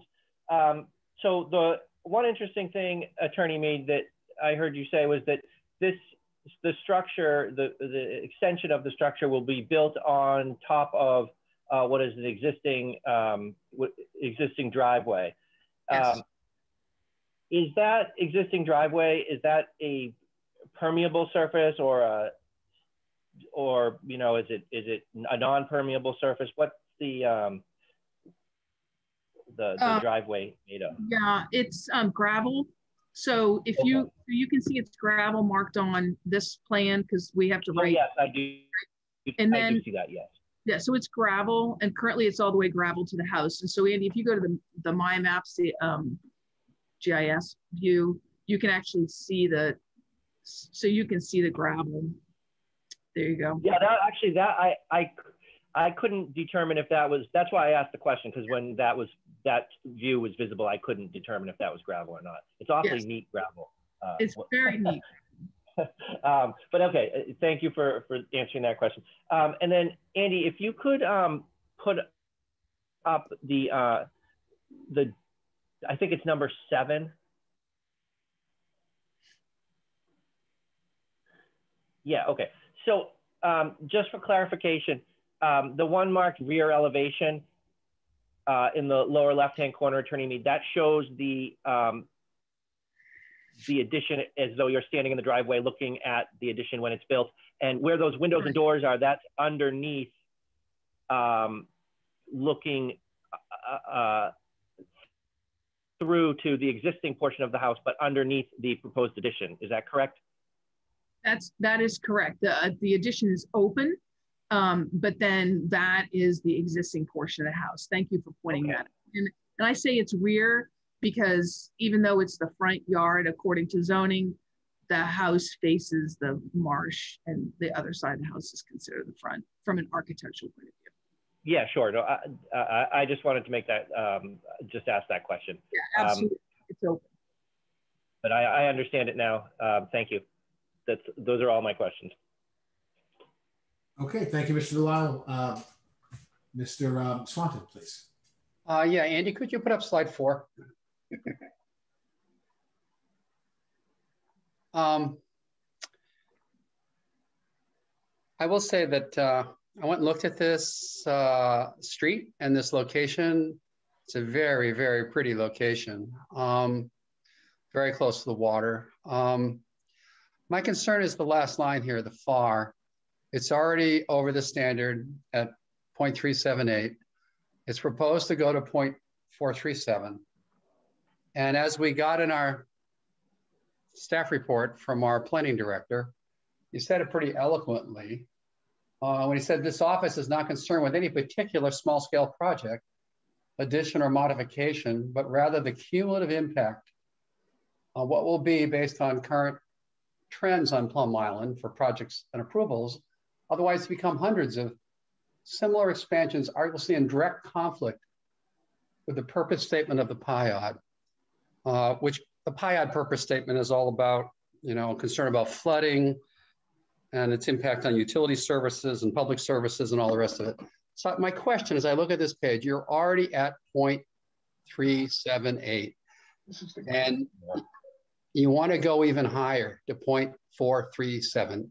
I understand the need to get a bedroom on the first floor, but is there a way to do it? I mean, I'm not suggesting you have to go all the way back down to 0.25, but to go, when you're already over, to go even further over, is there a way to do this so that you don't further exacerbate your FAR, because you're more dense than the guideline, essentially?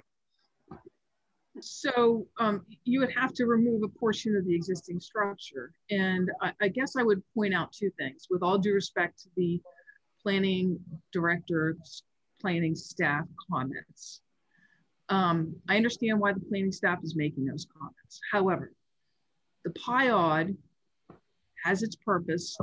In the details of the PIOD, it gives this board the right to grant special permits and to increase the FAR.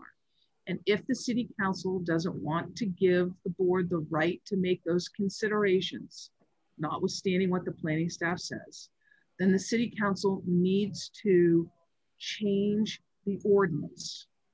So the only way to put an addition on and not increase the FAR is to remove a portion of the existing house.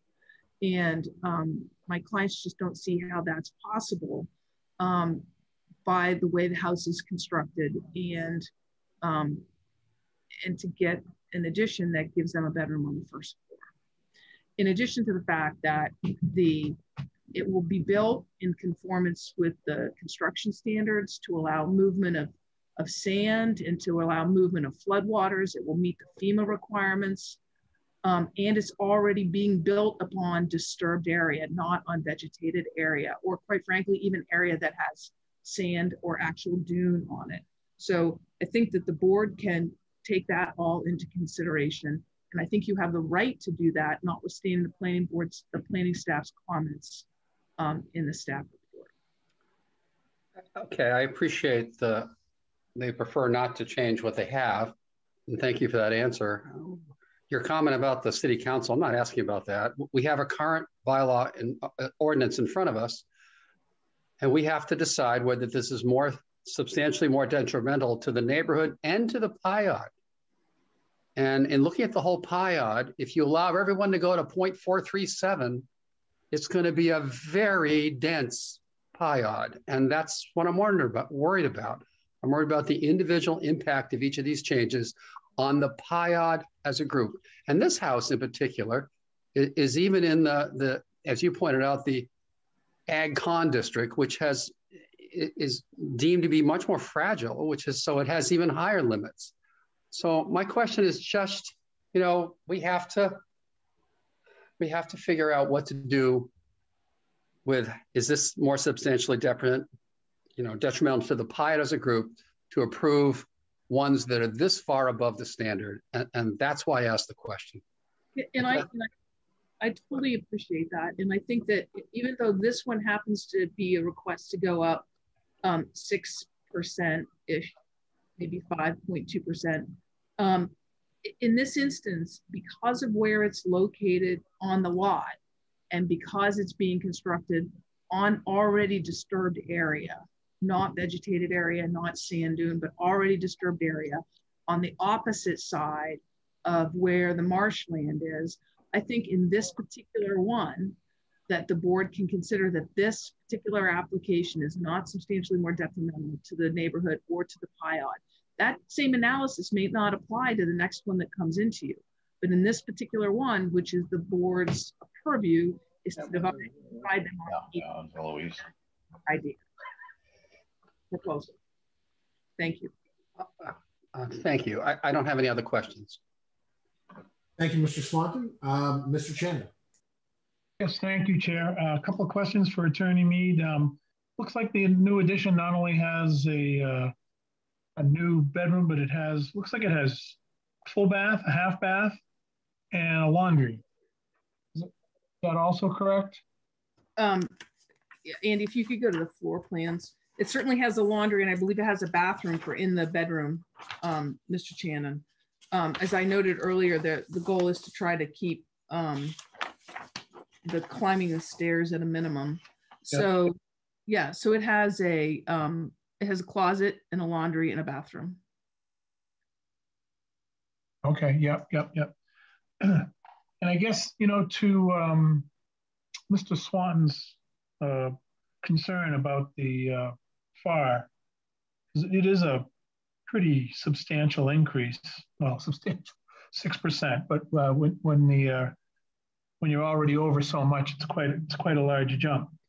Would there be any consideration by the applicant to remove the shed? I think if you took the shed out, you'd cut that in half.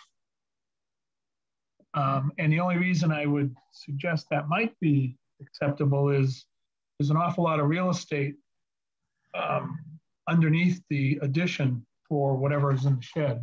I don't know, and I don't know if that would make Mr. Swanton feel any better, but I think it would bring the FAR down to maybe 41%, something in that neighborhood. Because the shed's 189.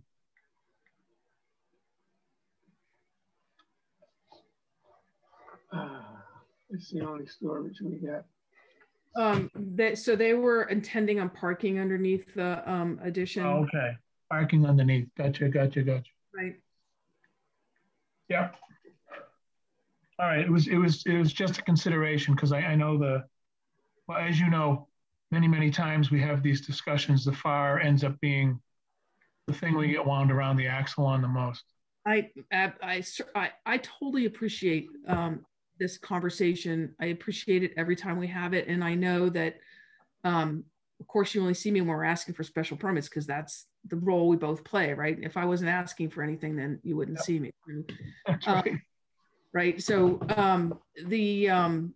you know, in this instance, though, I go back. So the only storage they have is in the shed. Otherwise, they're going to park underneath the addition. And I go back to, you know, there's no disturbance in the driveway already. That it's being built on top of already disturbed area. They're going to meet the Conservation Commission requirements, and I understand it's in the AgCon district, which also adds another level of concern or at least review.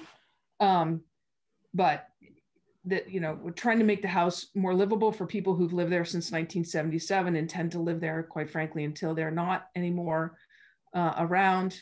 Their family lives nearby. The Murphys have been lifelong residents of the city of Newburyport and local business people, and they're hoping to make their house more amenable to their needs in the 80s. Yep, understood. I've got no other questions, Chair. Thank you. All right, thank you, Mr. Chairman. And Mr. Bennett.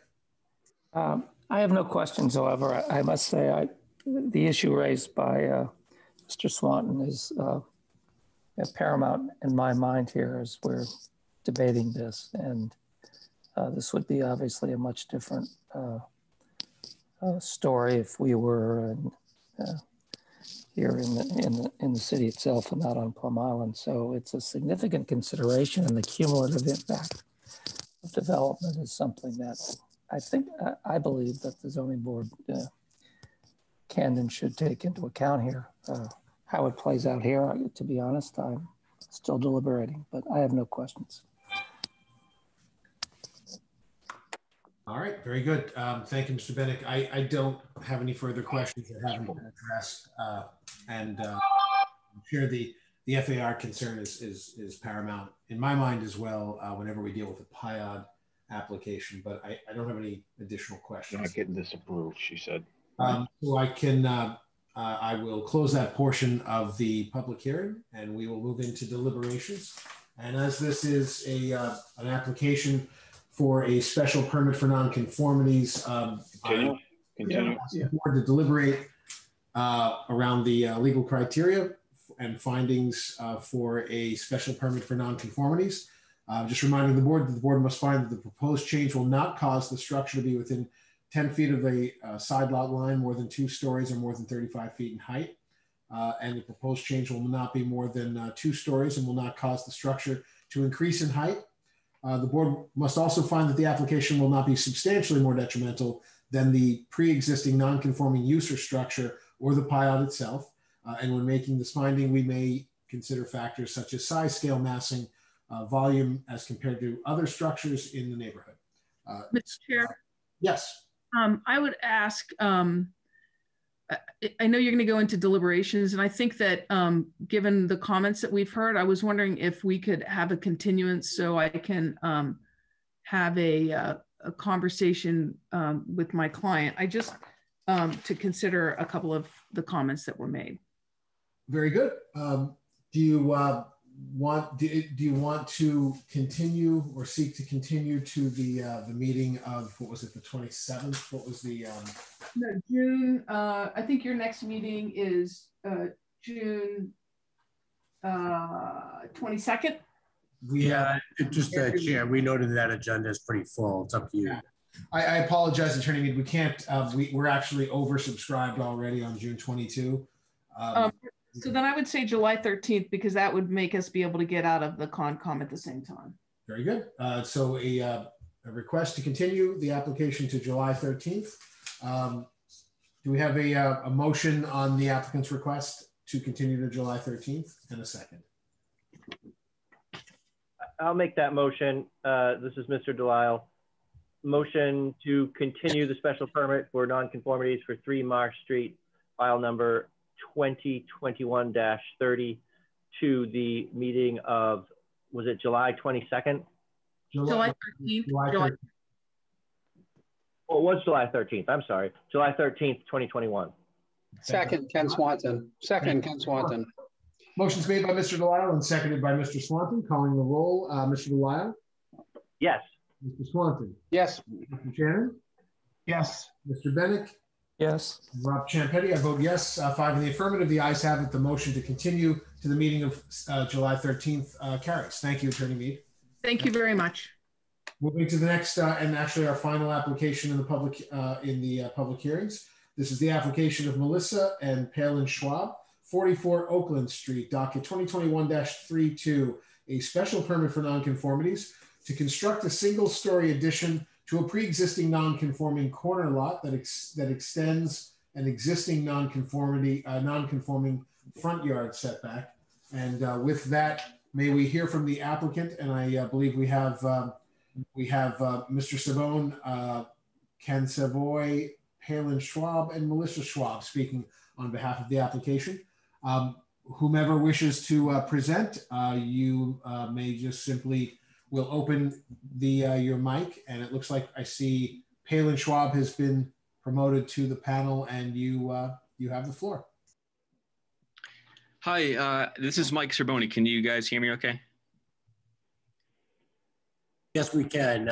We noted that you have 4 folks who might be speaking this evening. It's not clear that they're all in the audience by name, but feel free to address the board or identify anybody else who might be speaking.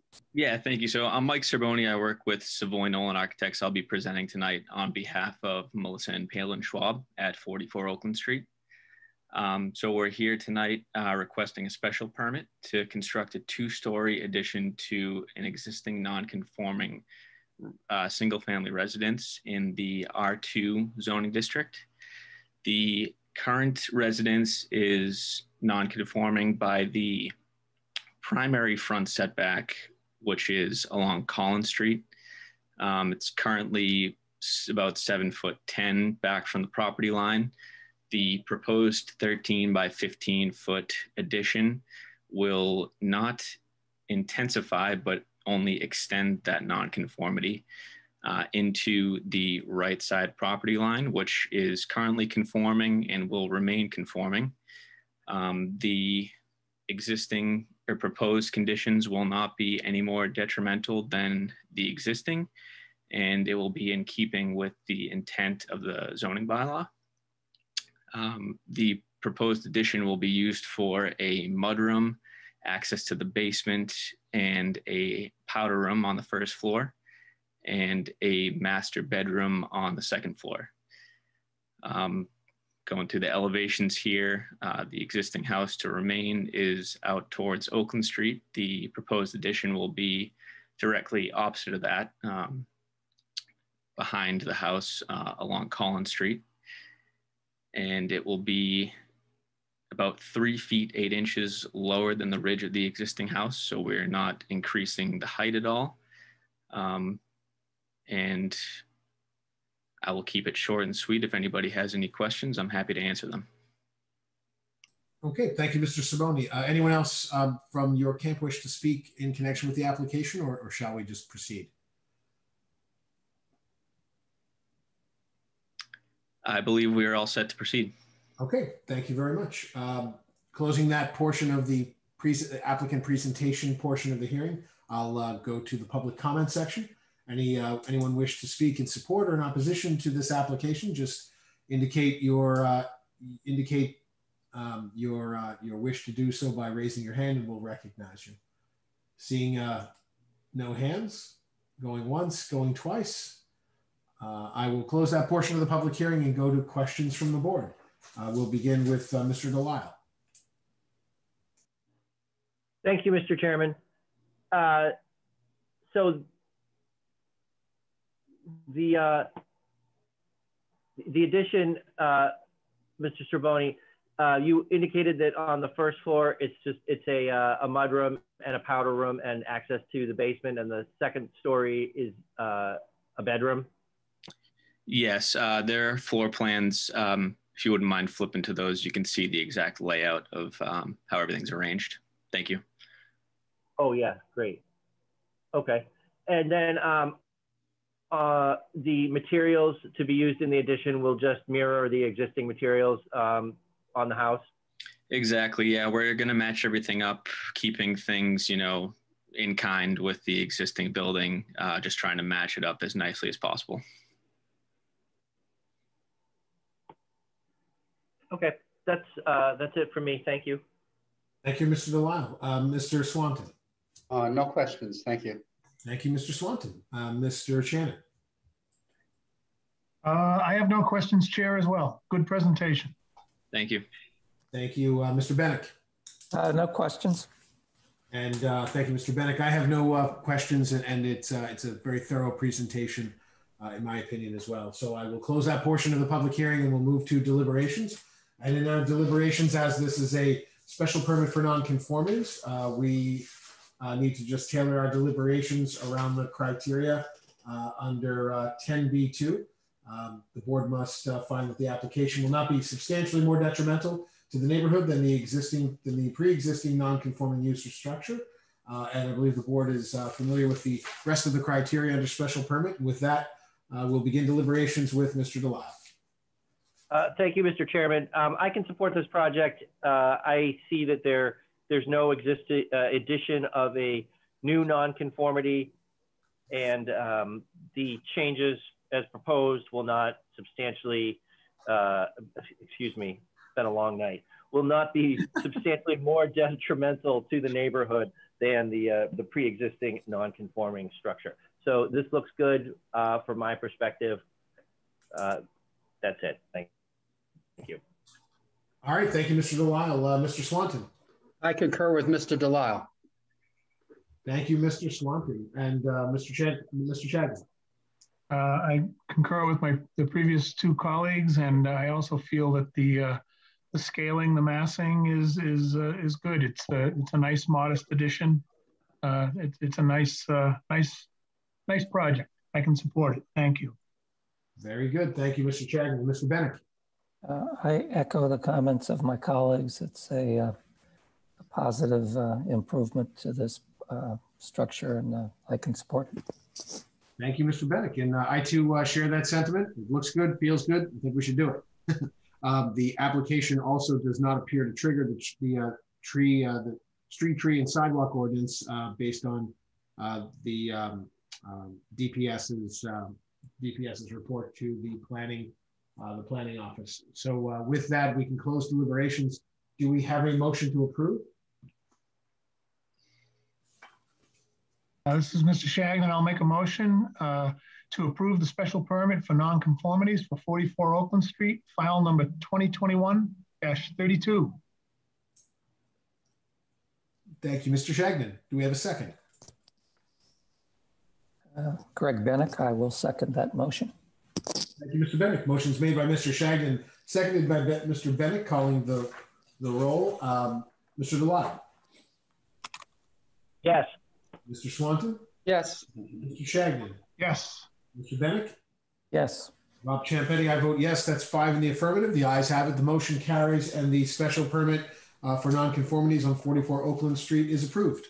Congratulations and good luck to you. Thanks very much. Appreciate your time. Very good. And members of the ZBA, that concludes our public hearing business. We will now go into the business meeting on the approval of the minutes of the meeting of 5/25/2021. Do we have any comments, revisions, or in the absence of comments and revisions, do we have a motion to approve? I move we approve the minutes of that meeting. Second. Thank you, Mr. Swanton. Motion's made by Mr. Swanton, seconded by Mr. Delisle. All those in favor of approving the minutes of 5/25, calling the roll, Mr. Delisle? Yes. Mr. Swanton? Yes. Mr. Shagnon? Yes. Mr. Bennett? Yes.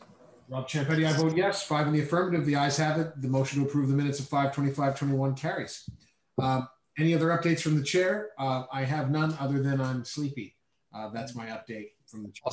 I'll second that. Excellent.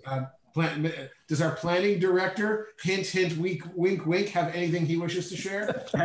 I do not. I would just suggest you think about it for future meetings. The transition potentially to hybrid meetings where we're both offered to be in person or Zoom, just because the city council has been making a transition, testing out technical issues. And so welcome your thoughts on that. We can certainly discuss at another meeting where we're not so late at night, but perhaps just getting your thoughts on the transition as we'll be doing with all our boards. Thanks.